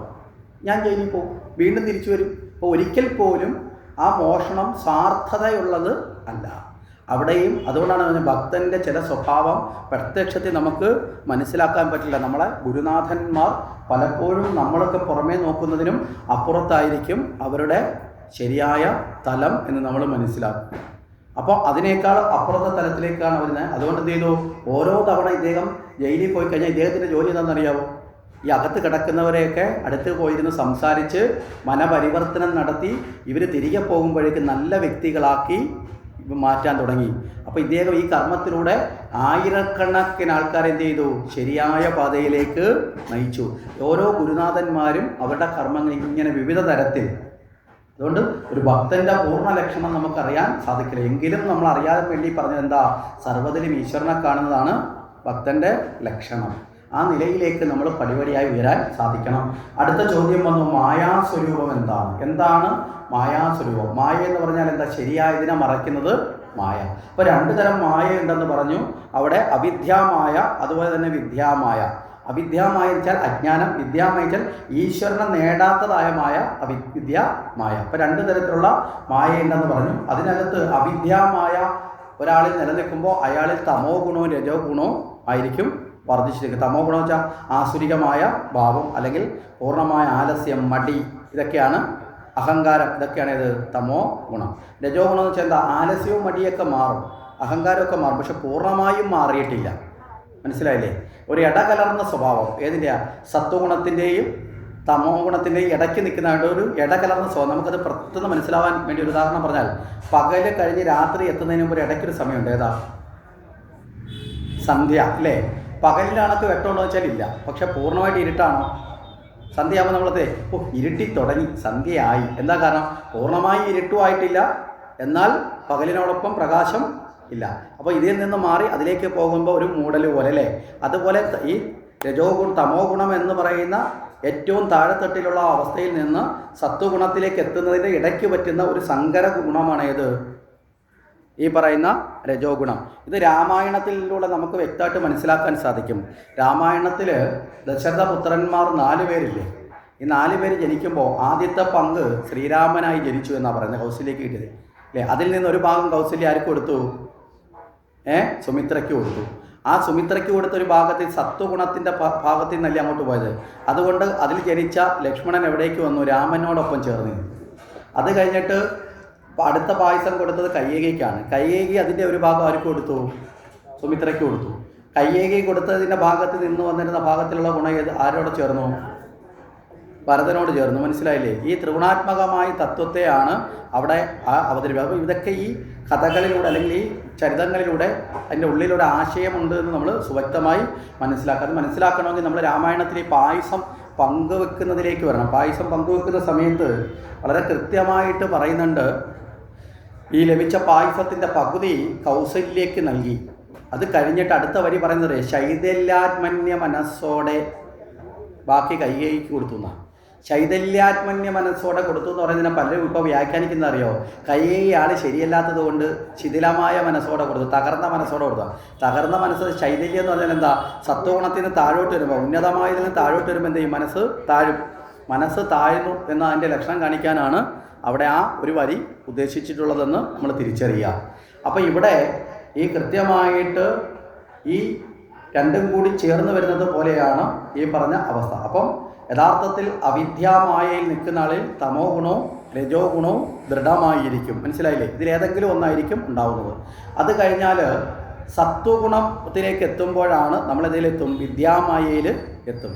സത്വഗുണവും കടക്കണമെന്നാണ്. ത്രിഗുണങ്ങളും കടക്കണം. ത്രിഗുണങ്ങൾ കടക്കുന്നത് അവസ്ഥയിൽ എന്തെത്തും? തുരീയം എന്ന അവസ്ഥ എത്തും. തുരീയം എന്ന് വെച്ചാൽ ഈശ്വര ബോധം അതിൽ ലയിക്കും. മനസ്സിലാവുന്നുണ്ടോ? പിന്നെ അവിടെ രണ്ടെന്ന ഭാവമില്ലാതെ ഒന്നെന്ന ഭാവത്തിലേക്ക് എത്തപ്പെടും. ഈ അവസ്ഥയിലേക്ക് എത്തണം എന്നാണ് പറയപ്പെടുന്നത്. അപ്പം അവിടെയാണ് പൂർണ്ണമായിട്ടുള്ള എന്ത് പറയുന്നത്, അറിവ് ജ്ഞാനം പൂർണ്ണമാകുന്നത് എന്ന് പറയുന്നത്. അപ്പം മായയിൽ ഈ രണ്ട് ഭാവമുണ്ട് എന്ന് നമ്മൾ തിരിച്ചറിയണം. അതുകൊണ്ട് ഇനി അടുത്ത ചോദ്യം വന്നു. അപ്പം തന്നെ നിമി ചോദിച്ചു, ഈ മായയെ എങ്ങനെ തരണം ചെയ്യാം? ഇനി മായ ഉണ്ടെന്ന് പറഞ്ഞല്ലോ, ഇനി മായ ഈശ്വരനിലേക്ക് എത്തുന്നില്ല എന്നും പറഞ്ഞു. എന്താ കാര്യം? അവിദ്യാമായ തമോ ഗുണവും രജോ ഗുണവും ഉള്ളതാണ്, അതൊരിക്കലും ഈശ്വരനിലേക്ക് എത്തില്ല. ഇനി സത്വഗുണത്തിലെത്തിയതിനെയും മായയിൽ പെടുത്തിയിട്ടുണ്ട്. എന്താ? വിദ്യാമായ. അപ്പോഴും അത് പൂർണ്ണമായില്ല, മായയുണ്ട്. മായ വെച്ചാൽ അജ്ഞാനത്തിൻ്റെ അല്ലെങ്കിൽ ശരിയായതിനെ ബോധ്യപ്പെടുത്താതെ നിൽക്കുന്നതിനെയാണ് മായ എന്ന് പറയുന്നത്. ഉള്ള ഒന്നിനെ മറ്റൊന്നാക്കുകയും, മനസ്സിലായില്ലേ, യഥാർത്ഥ വസ്തുവിനെ മറ്റൊന്നാക്കി ചിത്രീകരിക്കുകയും ഇല്ലാത്തതിനെ ഉണ്ടെന്ന ബോധം ഉണ്ടാക്കുന്നതിനാണ് മായ എന്ന് പറയുന്നത്. അപ്പോൾ ആ മായയെ കടക്കുന്ന അവസ്ഥയിലേക്ക് എത്തണമല്ലോ. അപ്പോൾ മായയെ എങ്ങനെയാണ് കടക്കാൻ സാധിക്കുന്നതെന്ന ചോദ്യമാണ് അടുത്ത ഈ നിമി ചോദിച്ചത്. അപ്പോൾ അവിടെ പറഞ്ഞു, ഈശ്വരാനുഗ്രഹം കൊണ്ടും ഗുരു കടാക്ഷം കൊണ്ടും, മനസ്സിലല്ലേ, ജന്മാന്തര പുണ്യം കൊണ്ടും മാത്രമാണ് മായയെ കടക്കാൻ സാധിക്കും. ഒന്നുകിൽ എന്ത് ചെയ്യണം? ജന്മജന്മാന്തരങ്ങളിലുള്ള പുണ്യം കൊണ്ട് ചിലർക്ക് കടക്കാൻ സാധിക്കും, ചിലർക്ക് അത് പറ്റിയില്ലാത്തവർക്ക് എന്ത് ചെയ്യും? ഗുരു കടാക്ഷം കൊണ്ട് സാധിക്കും, ചിലർക്കോ ഈശ്വരാനുഗ്രഹം കൊണ്ടും സാധിക്കും. അപ്പം അതിൽ നമുക്കൊരു ഉദാഹരണം പറഞ്ഞാൽ കാളിദാസൻ അല്ലേ. അപ്പം അതിനും അപ്പുറത്തേക്ക് ഉദാഹരണം പറഞ്ഞാൽ സ്വാമി വിവേകാനന്ദൻ. സ്വാമി വിവേകാനന്ദൻ ഈശ്വരനുണ്ടോ, ഉണ്ടെങ്കിൽ എവിടെയാണെന്ന് ചോദിച്ചുകൊണ്ട് ആൾക്കാരെ കുഴപ്പിച്ച ആളാണ്. മനസ്സിലായില്ലേ? ഈശ്വരൻ എവിടെയാ ഇരിക്കുന്നത് ചോദിച്ച് അനേക ഈശ്വര വിശ്വാസികളെ മണ്ടന്മാരാണെന്ന് ലോകത്തിന് മുമ്പിൽ കാട്ടിക്കൊടുത്ത ആളാണ് സ്വാമി വിവേകാനന്ദൻ. പലരും ഈശ്വരൻ്റെ നാമമൊക്കെ ചോദിച്ചുകൊണ്ടിരുന്നാൽ വിവേകാനന്ദൻ ചെന്ന് ചോദിക്കും, കുട്ടിക്കാലത്ത് ഈശ്വരനുണ്ടോ? ഉണ്ടെങ്കിൽ എവിടെയാണ് ഇരിക്കുന്നത് എന്ന് കാട്ടിത്താ. അവരപ്പോഴേ പണം മടക്കി പോകും. അവസാനമാണ് ആരടുത്ത് എന്ന് ശ്രീരാമകൃഷ്ണ പരമഹംസർ, ഈശ്വരനുണ്ടോ? ഉണ്ട് കുഞ്ഞ്, എവിടെ? നിന്നെ കാണുന്നത് പോലെ തന്നെ ഞാൻ കാണുന്നുണ്ടെന്ന് അറിഞ്ഞ് കാട്ടിക്കൊടുത്തു. ആ നിമിഷം തൊട്ട് നരേന്ദ്രനിൽ നിന്ന് ആര് ജനിച്ചു? വിവേകാനന്ദൻ ജനിച്ചു. അപ്പോൾ ഗുരു കടാക്ഷം കൊണ്ടല്ലേ അത് മാറിയത് അല്ലേ? ശങ്കരാചാര്യ സന്യാസം സ്വീകരിക്കാൻ പോയി തോതാപുരിയുടെ അടുത്ത് ചെന്ന് അവിടെ ചെന്ന് കഴിഞ്ഞപ്പോൾ എന്ത് ചെയ്തു? ആ ഗുരുനാഥൻ്റെ പ്രേരണ കൊണ്ട് അദ്ദേഹം ആ തലത്തിലേക്ക് ഉയർന്നു. ഇനി കാളിദാസൻ്റെ ഒരു ചരിത്രം നമ്മൾ കേട്ടിട്ടില്ലേ? വിഡ്ഢിയായി മടയനായി ഇരുന്ന കൊമ്പ് മുറിച്ചവനെ പിടിച്ചുകൊണ്ട് വന്ന് രാജ്ഞിക്ക് കല്യാണം കഴിച്ചു കൊടുത്തതാണ്. രാജ്ഞിയെ കളിയാക്കാൻ വേണ്ടി. രാജ്ഞി ബുദ്ധിമതി ആയതുകൊണ്ട് മന്ത്രിമാരെ പരിഹസിച്ചു. മന്ത്രിമാർ വിഡ്ഢിത്തമൊക്കെ പൊളിക്കും. അങ്ങനെ അത് മന്ത്രിമാർ ചട്ടം കെട്ടി രാജ്ഞിയെ ഒന്ന് വിഡ്ഢിയാക്കണം. എന്താ? രാജ്ഞിയുടെ കല്യാണപ്രായം എത്തിയപ്പോൾ രാജാവിനോട് പറഞ്ഞു, രാജ്ഞിക്ക് യോജിച്ച ഏറ്റവും ഉത്തമനായ വരനെ ഞങ്ങൾ കൊണ്ടുവരാമെന്ന് പറഞ്ഞു. കൊണ്ടുവരാമെന്ന് പറഞ്ഞിട്ട് ചെന്ന് നോക്കി നടന്നു. വിഡ്ഢിയായ ഒരുത്തനെ കിട്ടണം. അങ്ങനെ നോക്കി പോകുമ്പോൾ ഒരുത്തൻ മരം മുറിച്ചുകൊണ്ടിരിക്കുന്നത്. എന്താ ലക്ഷണം നോക്കിയപ്പോൾ ഇവൻ ഇരിക്കുന്ന കൊമ്പിൻ്റെ ചെവിടാണ് മുറിക്കുന്നത്. ലോകത്ത് ആരെങ്കിലും അത് ചെയ്യുമോ? കാരണം എന്താ? ഈ കൊമ്പൊടിയുമ്പോൾ അവനും നിലത്ത് വീഴും. അങ്ങനെ മുറിച്ചപ്പോൾ ഇവർക്ക് മനസ്സിലായി ഇവൻ ലോക വിഡ്ഢിയാണ്. അവനെ വിളിച്ച് വേഷവിധാനങ്ങളൊക്കെ ഇട്ട് അലങ്കരിച്ച് അവനെ കൊണ്ടുവന്നിട്ട് എവിടെ കൊടുത്തു? രാജ്ഞിയെ കൊണ്ട് കല്യാണം കഴിപ്പിച്ചു. കല്യാണം കഴിഞ്ഞിടയിൽ തന്നെ രാവണനെ കുറിച്ച് ചോദിച്ച സമയത്ത് അവിടെ ഭ എന്ന ശബ്ദത്തിന് മാറ്റം വരുത്തി പറഞ്ഞപ്പം അവിടെ അമ്പട രാവണ എന്നുള്ള അമ്പട രാവണ എന്നുള്ള രീതിയിൽ പറഞ്ഞ വാക്കിൽ ഭ എന്ന ശബ്ദം ചേർന്നു. അപ്പോൾ പറഞ്ഞെന്താ? രാവണനെ പ്രത്യേകമായിട്ട് എടുത്ത് അലങ്കരിച്ച് പറഞ്ഞതാണ്. അത് വലിയ വ്യാകരണമാണെന്ന് നമ്മൾ പണ്ഡിതന്മാരെല്ലാം കൂടെ ന്യായീകരിച്ചു. അപ്പോൾ രാജാവ് വിചാരിച്ചു അങ്ങനെ ആയിരിക്കും. പക്ഷേ രാജ്ഞി തിരിച്ചറിഞ്ഞു, ആ രാജകുമാരി തിരിച്ചറിഞ്ഞു തനിക്ക് അമ്മളി പറ്റി. വിവാഹം കഴിച്ചു വന്നത് ഒരു വിഡ്ഢിയെ തന്നെയാണ്, തന്നെ ചതിച്ചതാണെന്ന് മനസ്സിലായി. ഈ രാജകുമാരി എന്ത് ചെയ്തു? ഇദ്ദേഹത്തെ കൊട്ടാരത്തിൽ നിന്ന് ഇറക്കി വിട്ടു. നിങ്ങൾ ജ്ഞാനിയായി എന്ന് തിരിച്ചു വരുന്നു, അന്ന് ഞാൻ നിങ്ങളെ സ്വീകരിച്ചു കൊള്ളാം എന്ന് പറഞ്ഞ് ഇറക്കി വിട്ട ഇയാൾ നേരെ പോകുന്ന സമയത്ത് ഒരു ഭദ്രകാളി ക്ഷേത്രത്തിൻ്റെ അടുത്തെത്തി. രാത്രിയിൽ വളരെ വിജനമായി കിടക്കുന്ന സ്ഥലത്ത് ഭദ്രകാളി ക്ഷേത്രത്തിൻ്റെ അടുത്തെത്തി. ആ സമയത്ത് കൊതുകിൻ്റെ കടിയൊക്കെ രക്ഷപ്പെടാൻ നോക്കിയപ്പോൾ എന്താ? ഈ ക്ഷേത്രത്തിൻ്റെ വാതിൽ തുറന്നു കിടപ്പുണ്ട്. നേരെ അകത്ത് കയറിയിട്ട് എന്ത് ചെയ്തു? വാതിലടച്ച്. കാര്യം അത്രയും കൊതുകിൻ്റെ ശല്യമൊക്കെ കുറഞ്ഞിട്ട് അവിടെ തണുപ്പിൽ നിന്നുമൊക്കെ രക്ഷപ്പെടാൻ വേണ്ടി അമ്പലത്തിനകത്ത് കയറി കിടന്ന് ഉറങ്ങി. ഭദ്രകാളിയുടെ പീഠത്തിൽ തല വെച്ചുകൊണ്ടാണ് കിടന്ന് ഉറങ്ങുന്നത്. നല്ല തലയണയും കിട്ടി. മനസ്സിലായി? ദേവിയെ ഉടുപ്പിച്ചിരുന്ന ഉടയാട എടുത്ത് പുതച്ചു. എല്ലാം കൊണ്ട് സുഖമായ ഉറക്കത്തിൽ അവിടെ കിടന്നുറങ്ങി. ഈ സമയത്താണ് ഈ ദേവന്മാർക്ക് രാത്രികാലങ്ങളിൽ അവർ പുറത്തേക്ക് നീരാടാൻ പോകുന്നൊരു സങ്കല്പമൊക്കെ പറഞ്ഞിട്ടുണ്ട്. ആ ഒരു സങ്കല്പപ്രകാരം ദേവി തിരിച്ചു വരുമ്പോൾ തുറന്നു കിടന്ന വാതിൽ അടച്ചു കിടക്കുന്നു. അപ്പോൾ വാതിൽ തുറന്നാലേ അകത്ത് കയറാത്തില്ല. പക്ഷേ എങ്കിലും ഉണ്ടായ സ്ഥിതിക്ക് ഒരു മാറ്റം വന്ന സ്ഥിതിക്ക് ദേവി ചോദിച്ചു, അകത്താരെ? അകത്ത് എന്നാൾ പറഞ്ഞു, പുറത്താരെ? ഞാൻ ആരാന്ന് ചോദിക്കുന്നതിന് മുമ്പ് നീ ആരാന്ന് പറ. വീണ്ടും ചോദിച്ചു, അകത്താരെ? പുറത്താരെ? വീണ്ടും ചോദിച്ചു, അകത്താരെ? വീണ്ടും ചോദിച്ചു, പുറത്താര്? മൂന്നാമത്തെ ചോദ്യത്തിൽ ദേവി പറഞ്ഞു, കാളി. പുറത്താരാ? കാളി. അപ്പോൾ അകത്ത് നിന്ന ആൾ പറഞ്ഞു, ദാസൻ. നീ കാളിയാണെങ്കിൽ ഞാൻ ദാസനാണ്. പഴയ പേരും മാറി. ഏതായി? കാളിദാസൻ. മഹാവിജ്ഞാനിയായി ദേവി. ആ കാളിദാസന് സന്തുഷ്ടയായ ദേവി അതുവരെ മണ്ടനായി മടയനായി അല്ലേ? ആരും ചെയ്യാത്ത വിഡ്ഢിത്തം കാട്ടി നടന്ന ദാസൻ്റെ നാവ് പുറത്തേക്ക് നീട്ടാൻ പറഞ്ഞു. ദേവി തൻ്റെ നാന്തുകമാകുന്ന വാളുകൊണ്ട് നാവിൽ ആദ്യാക്ഷരം കുറിച്ചു. അതോടുകൂടി വിജ്ഞാനിയായ കാളിദാസൻ ശാകുന്തളമൊക്കെ രചിച്ച് രഘുവംശം രചിച്ച് സംസ്കൃതത്തിലെ സർവജ്ഞാനിയായി ഭാരതത്തിൻ്റെ സംസ്കാരവും പൈതൃകവും സാഹിത്യവും നമ്മളെടുത്ത് നോക്കിയാൽ കാളിദാസൻ്റെ സംഭാവനകൾ അവർണ്ണനീയമാണ്. അത്രയത്തിൽ അയാൾ ഉയർന്നു. എങ്ങനെയാണ് ഉയർന്നത്? ദേവിയുടെ കടാക്ഷം കൊണ്ട്. അപ്പം മായയെ കടക്കണമെങ്കിൽ നമ്മൾ ആരെ ആശ്രയിക്കണം? ഗുരുവിനെയും ഈശ്വരനെയും അല്ലേ, പുണ്യ കർമ്മങ്ങളെയും ആശ്രയിച്ച് മായയെ തരണം ചെയ്യാം. അപ്പോൾ അടുത്ത ചോദ്യം വന്നു, മായയെ തരണം ചെയ്താൽ എന്താ കിട്ടുന്നത്? ഭഗവാന്റെ രൂപമാണല്ലോ. ആ നാരായണ സ്വരൂപം എന്താണ് എന്ന് ചോദിച്ചു. അപ്പോഴാണ് പറഞ്ഞത് കാണുന്ന സർവവും ഈശ്വര സ്വരൂപം. മനസ്സിലായില്ലേ? ഈശ്വര സ്വരൂപത്തിലുള്ളത് എല്ലാം കാണാൻ സാധിക്കുക, എല്ലാം കാണാൻ സാധിക്കുന്നില്ല. കാണുന്നതും കാണാത്തതുമായി പ്രപഞ്ചമായി അനുഭവപ്പെടുന്നത് സർവ്വതിനും ആധാരമാരാ? ഈശ്വരനാണ്. നമ്മൾ മണ്ണായി, കല്ലായി, മരമായി, പക്ഷിയായി, വൃക്ഷമായി, നദിയായി, ഭൂമിയായി, ആകാശമായി, അഗ്നിയായി ഒക്കെ വിവിധ തരത്തിൽ നമ്മൾ അറിയുന്നു എന്ന് മാത്രമല്ല, അറിയുന്നതെല്ലാം യഥാർത്ഥത്തിൽ എന്താ? ഒന്ന് തന്നെ ആണ്. ആ ഒന്നാണ് നാരായണ സ്വരൂപം എന്ന് മറുപടി പറഞ്ഞു. അന്നേരം ചോദിച്ചു, ഇതിനെ അറിയാനുള്ള കർമ്മം വേണമല്ലോ, ഈ കർമ്മയോഗത്തിൻ്റെ സ്വരൂപം എന്താണ് എന്ന് ചോദിച്ചു. അപ്പോൾ കർമ്മയോഗത്തിൻ്റെ സ്വരൂപത്തെക്കുറിച്ച് പറഞ്ഞു. കർമ്മം എന്ന് പറയുമ്പോൾ 2 തരത്തിലുണ്ട്. അവിടെ വിഹിത കർമ്മമുണ്ട്, അതുപോലെ തന്നെ അഹിത കർമ്മമുണ്ട്. മനസ്സിലല്ലേ? അപ്പോൾ ആ കർമ്മങ്ങൾ 2 തരത്തിലുള്ള. വിഹിത കർമ്മം എന്ന് പറഞ്ഞാൽ എന്താ? ധർമ്മത്തോടു കൂടി ചെയ്യുന്ന ശരിയായ കർമ്മങ്ങളെ വിഹിതം വെച്ചാൽ വേണ്ടത്. അഹിതം എന്ന് പറഞ്ഞാലോ അനിവാര്യം അല്ലാത്തത്. അതെങ്ങനെയാണ് ഉണ്ടാകുന്നത്? അധർമ്മത്തിലേക്ക് പോകുമ്പോൾ അജ്ഞാനം കൊണ്ട് ചെയ്യുന്ന കർമ്മങ്ങൾ എന്തായിരിക്കും? അഹിത കർമ്മങ്ങളായി. ഇപ്പോൾ പൂതന ചെയ്ത കർമ്മം വിഹിതമാണോ? അഹിത കർമ്മമാണ്. കംസൻ ചെയ്തതോ ഇല്ലേ? നേരെ മറിച്ച് ഇവിടെ കൃഷ്ണാവതാരത്തിൽ ഭഗവാൻ ചെയ്തത് എന്താ? അത് വിഹിത കർമ്മം ആണോ അഹിത കർമ്മമാണോ? വിഹിത കർമ്മമാണ്, വേണ്ട കർമ്മമാണ്. മനസ്സിലായില്ലേ? അപ്പം ശരിയായ ജ്ഞാനം കൊണ്ടും ധർമ്മം കൊണ്ടും ചെയ്യുന്നത് ഹിതമായ കർമ്മം. മനസ്സിലായില്ലേ? അധർമ്മം കൊണ്ട് ചെയ്യുന്നതോ അഹിതമായ, ചെയ്യാൻ പാടില്ലാത്തതായ കർമ്മം. ഇതിനെ നമ്മൾ മറ്റൊരു തരത്തിൽ തരംതിരിച്ച് കഴിഞ്ഞാൽ 5 തരത്തിൽ കർമ്മങ്ങളെ വേർതിരിക്കാൻ ഒന്നുകൂടെ ഡിവൈഡ് ചെയ്യാൻ സാധിക്കും. അതിൽ വിഹിത കർമ്മത്തെ 3ആയി തരംതിരിക്കാം: നിത്യം, നൈമിത്തികം, അതുപോലെ തന്നെ കാമ്യം. മനസ്സിലായില്ലേ? അതായത് വേണ്ട കർമ്മങ്ങളെ 3ആയി തരംതിരിക്കുക. നിത്യകർമ്മം എന്ന് പറഞ്ഞാൽ എന്താ? നമ്മൾ എല്ലാ ദിവസവും ചെയ്യുന്ന കർമ്മങ്ങൾ. എല്ലാ ദിവസവും നമ്മൾ ഇല്ലേ കുളിക്കുന്നത്, ഇനി കുളിക്കാത്തവരുണ്ടാവാം, പക്ഷെ എന്നാലും സാധാരണഗതിയിൽ കുളിക്കുക, പല്ല് തേക്കുക, അല്ലേ, ഭക്ഷണം കഴിക്കുക, ആവശ്യത്തിന് ഉറങ്ങുക, ശരിയല്ലേ? ഇതൊക്കെ നിത്യകർമ്മത്തിൽ പെടുന്നതാണ്. ഈ രണ്ടാമത് നൈമിത്തിക കർമ്മം. എല്ലാ ദിവസവും വേണ്ട, പക്ഷെ ഒരു നിശ്ചിത കാലയളവിൽ ചെയ്യപ്പെടുന്ന കർമ്മം. ഇപ്പം നമ്മളൊരു ഈശ്വരാരാധനയുടെ ഭാഗമായി ഒരു വ്രതം എടുക്കുന്നു. എല്ലാ ദിവസവും വ്രതം എടുക്കാൻ പറ്റുമോ? അപ്പോൾ എന്ത് ചെയ്യും? നമ്മൾ ആഴ്ചയിൽ ഒരു ദിവസം അല്ലെങ്കിൽ മാസത്തിലൊരു ദിവസം, അല്ലേ? ഇനി ജന്മനാൾ വരുന്നു. എല്ലാ ദിവസവും ജന്മനാളുണ്ടോ?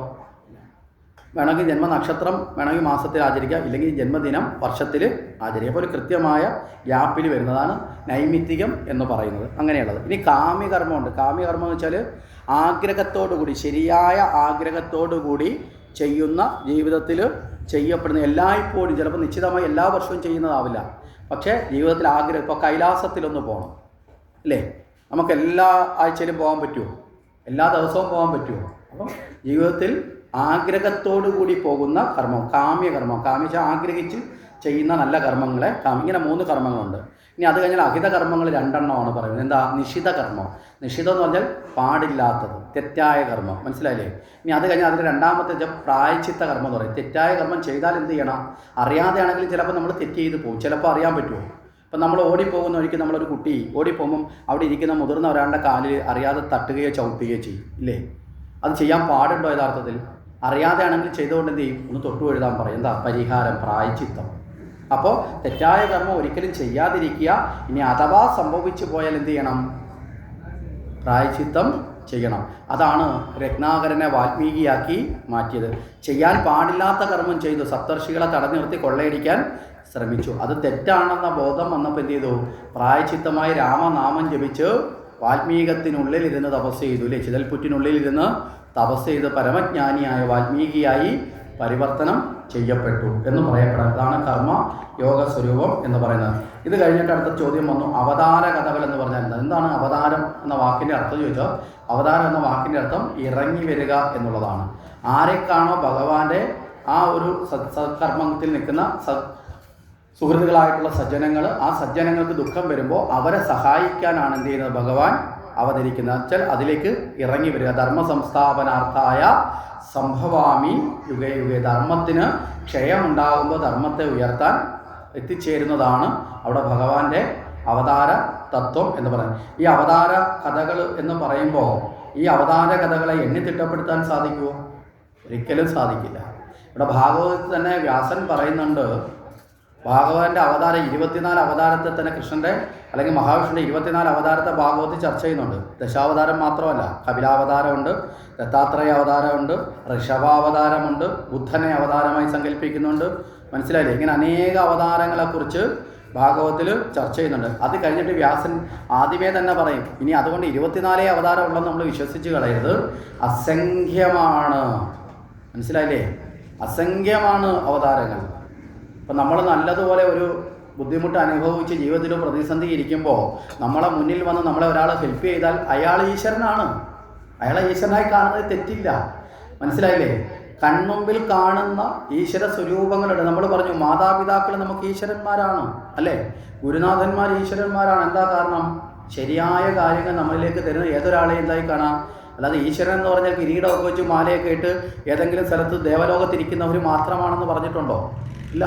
അതുകൊണ്ടാണ് പറഞ്ഞത് അടുത്ത് നിൽപ്പോൻ അനുജനെ കാണാൻ അക്ഷിയില്ലാത്തവന് ഈശ്വരനെ കാണാൻ പറ്റില്ല. അടുത്ത് നിൽപ്പോൻ അനുജൻ വെച്ചാൽ തന്നേക്കാൾ കഷ്ടപ്പെടുന്നത്. അതുകൊണ്ടാണ് സ്വാമി വിവേകാനന്ദൻ ഹിന്ദുവിൻ്റെ ധർമ്മത്തെ പരിഷ്കരിച്ചുകൊണ്ട് അദ്ദേഹം ഒരുപാട് പുത്തനാശയങ്ങൾ നമ്മുടെ ജീവിതത്തിലേക്ക് പകർത്തിയ ആളാണ്. ആര്? സ്വാമി വിവേകാനന്ദൻ. അതുകൊണ്ടാണ് മറ്റു സന്യാസിമാരേക്കാൾ തീഷ്ണതയുള്ള ഒരു വ്യക്തിത്വമായി ആര് മാറി? സ്വാമിജി മാറി. സ്വാമിജി പറഞ്ഞു മാതൃദേവോ ഭവ. പണ്ടേ ഉണ്ടാകാം, അല്ലേ? പിതൃദേവോ ഭവ. അത് കഴിഞ്ഞാൽ അതിഥി ദേവോ ഭവ. അത് കഴിഞ്ഞാൽ ഗുരുദേവോ ഭവ. ഇതിനോടൊപ്പം സ്വാമിജി പറഞ്ഞു പതിത ദേവോ ഭവ. ഒരു പുതിയ കാര്യം കൂടി ഭാരതം ഏറ്റെടുക്കണം. എന്താ? പതിത ദേവോ ഭവ. തന്നേക്കാൾ താഴ്ന്നു നിൽക്കുന്നവനെ കൂടി തന്നോടൊപ്പമോ തന്നേക്കാൾ മുകളിലേക്ക് ഉയർത്തുന്നതും ഈശ്വര പൂജയാണെന്ന് ചിന്തിക്കണം. അതാണ് നമ്മൾ മറ്റുള്ളവരോട് കാണിക്കേണ്ട കാരുണ്യം. അതുകൊണ്ട് പതിത ദേവോ ഭവ, ദരിദ്ര ദേവോ ഭവ. എന്താ? അവിടെ അജ്ഞാനികളായിട്ടുള്ള വിദ്യയില്ലാത്തവരെ മൂർഖദേവോ അവിടെ അറിവില്ലാത്തവരെയും കൂടി ഉയർത്തിക്കൊണ്ടുവരും. അപ്പോൾ അങ്ങനെ തങ്ങളെക്കാൾ താഴ്ന്നു നിൽക്കുന്നവരെ, ദാരിദ്ര്യമുള്ളവനെ, അതുപോലെ തന്നെ അറിവില്ലാത്തവനെയും എന്ത് ചെയ്യണം? അവനെ നമ്മൾ പുച്ഛിക്കരുത്. നേരെ മറിച്ച് അവരുടെ കുറവിനെ പരിഹരിക്കാൻ അവരെ സഹായിച്ച് അവരെ നമ്മളോടൊപ്പം ഉയർത്തുന്നതാണ് ഏറ്റവും വലിയ ഈശ്വര പൂജ എന്ന് തിരിച്ചറിയണം എന്ന് ആര് പറഞ്ഞു? സ്വാമിജി നമ്മളോട് പറഞ്ഞു. ഇതൊന്നും നമ്മുടെ നാട്ടിൽ ഇന്ന് മനസ്സിലായില്ലേ? നമ്മുടെ തലമുറയിലേക്ക് പകർന്നു കൊടുക്കാത്തതാണ് നമ്മളെ നാട് നേരിടുന്ന പ്രശ്നം. നമ്മുടെ വളരുന്ന കുട്ടികൾ പഠിക്കേണ്ട ശരിയായ പാഠം നമ്മൾ പഠിക്കുന്നില്ല. നമ്മളെ കുട്ടികളുടെ ബുദ്ധിയെ വഴിതെറ്റിക്കാനുള്ളത് പലതും ഇന്ന് വിദ്യാഭ്യാസത്തിലൂടെയൊക്കെ കടത്തി വിട്ടുകൊണ്ട് പലപ്പോഴും വിദ്യയെ ആഭാസമാക്കി മാറ്റുന്ന അവസ്ഥയാണ് ഉള്ളത്. അതുകൊണ്ട് തന്നെ നമ്മുടെ കുഞ്ഞുങ്ങൾ നേരായ വഴിക്ക് വളരണമെങ്കിൽ ധാർമ്മികമായ വിദ്യാഭ്യാസ കേന്ദ്രങ്ങളായി നമ്മുടെ ക്ഷേത്രങ്ങൾ മാറണം. മനസ്സിലായില്ലേ? നമ്മുടെ ഓരോ ക്ഷേത്രങ്ങളിലും ഭക്തജനങ്ങൾ ചിന്തിക്കുക, നാളത്തെ നമ്മുടെ തലമുറ നേരെയാവാൻ പ്രാർത്ഥന മാത്രം പോരാ, അതിനോടൊപ്പം പ്രവൃത്തിയും വേണം. എന്ത് പ്രവൃത്തി ഉണ്ടാവണം? നമ്മുടെ കുഞ്ഞുങ്ങൾ നമ്മുടെ ധർമ്മത്തെക്കുറിച്ച് അറിഞ്ഞ് പഠിച്ച് വളരട്ടെ. അതിന് മതപഠനം എന്നല്ല അതിൻ്റെ അർത്ഥം. ധാർമ്മിക പഠനം, ജീവിക്കാൻ പഠിപ്പിക്കുക, നല്ല മൂല്യങ്ങളെ പഠിപ്പിക്കുക. മനസ്സിലായില്ലേ? ജീവിതത്തിന് വേണ്ട നല്ല മൂല്യങ്ങളെ പഠിപ്പിക്കുക. ആ ജീവിത മൂല്യങ്ങൾ അവർ പഠിക്കുക. എല്ലാ വിഭാഗവും പഠിക്കട്ടെ.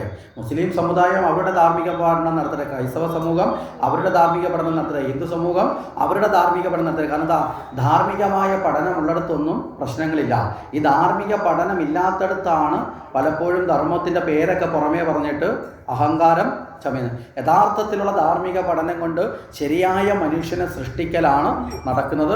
അതുകൊണ്ട് നമ്മുടെ ക്ഷേത്രങ്ങൾ നമ്മുടെ നാട്ടിലെ കുഞ്ഞുങ്ങളുടെ സംസ്കാരത്തെ വർദ്ധിപ്പിക്കുന്ന, സ്വഭാവത്തെ രൂപപ്പെടുത്തുന്ന, അവരിലൂടെ നല്ല കുടുംബങ്ങളെ സൃഷ്ടിക്കുന്ന, മാതാപിതാക്കൾക്ക് ആനന്ദം പകരുന്ന, അവരുടെ ഒരു കുടുംബജീവിതത്തിലേക്ക് പോകുമ്പോൾ നല്ല മാതാപിതാക്കളാവാൻ പറ്റുന്ന നല്ല മനുഷ്യ നിർമ്മാണത്തിൻ്റെ അനുഗ്രഹീതമായ സ്ഥാനമായിട്ട് എവിടെ മാറണം?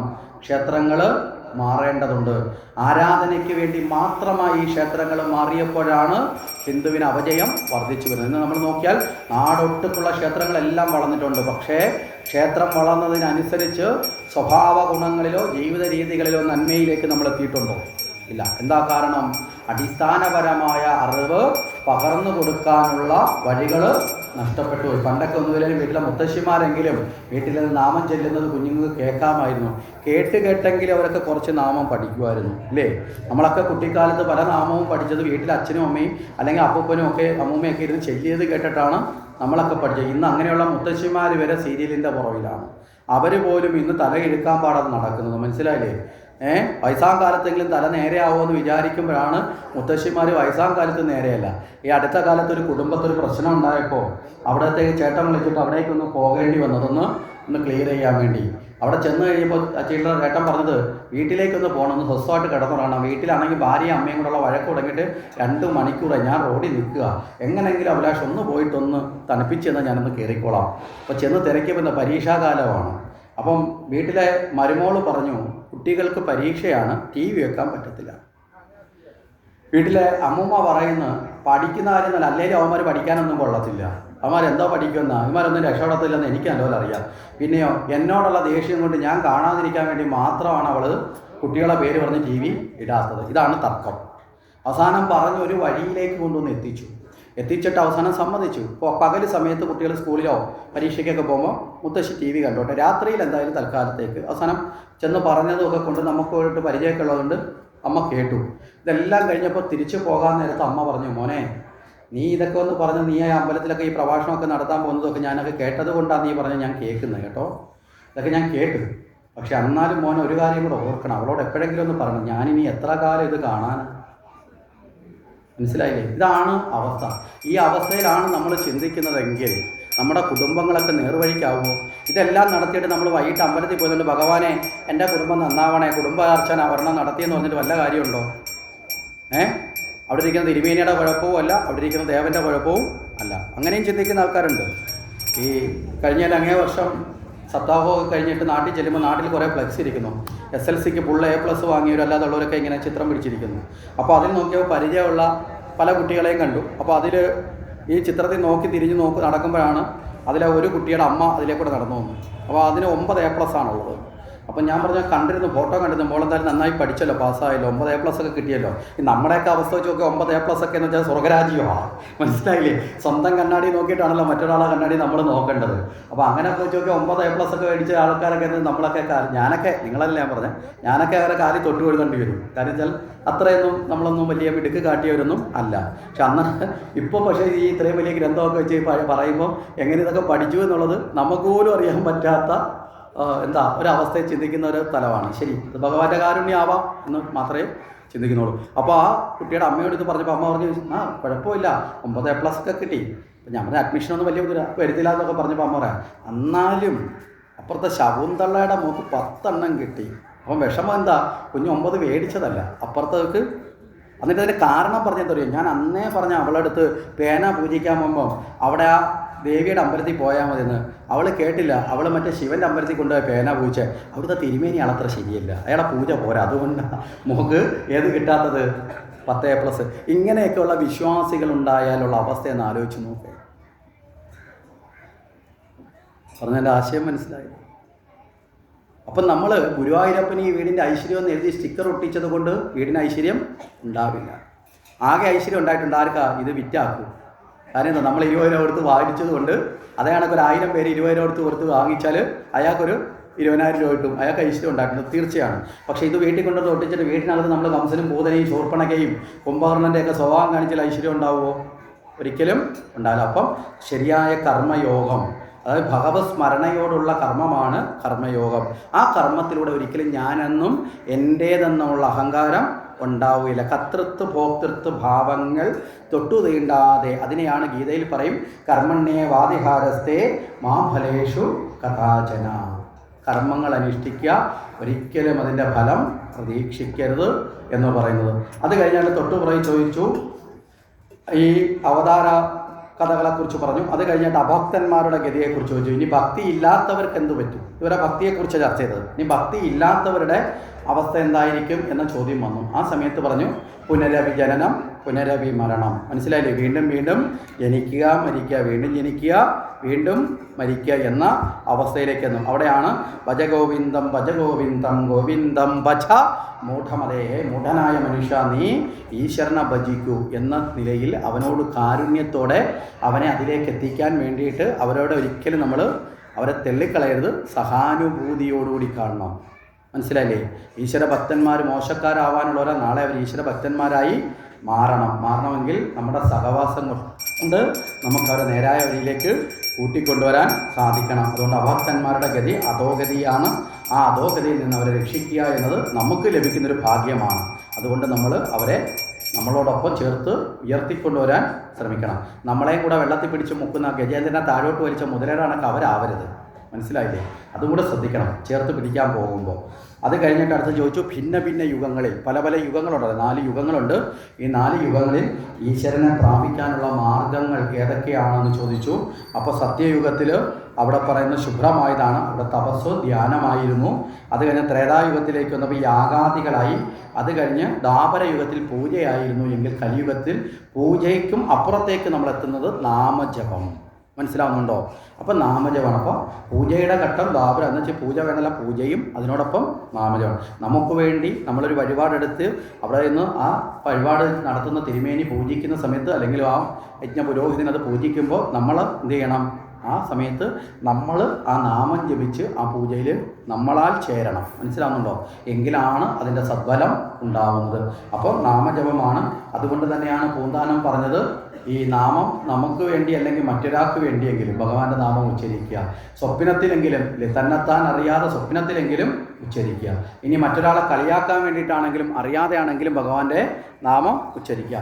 സ്വന്തം മകനെക്കുറിച്ചോർത്ത് നാരായണ എന്ന് വിളിച്ചപ്പോൾ അത് ഭഗവാന്റെ സ്മരണ കൂടി വന്നപ്പോൾ മോക്ഷഹിതനായ അജാമളൻ്റെ ചരിതം ഭാഗവതത്തിലൊക്കെ പറഞ്ഞത് എന്തിനാണെന്ന് വെച്ചാൽ നാമത്തിൻ്റെ മഹത്വം പറയാണ്. ഗുരുനാഥൻ തുണ ചെയ്യുക സന്തതം, തിരുനാമങ്ങൾ നാവിന്മേൽ എപ്പോഴും പിരിയാതിരിക്കണം നമ്മുടെ നരജന്മം സഫലമാക്കാൻ. അതുകൊണ്ട് ആ നവയോഗി സംവാദം കൂടി പറഞ്ഞ് നമുക്ക് ഈ സമയം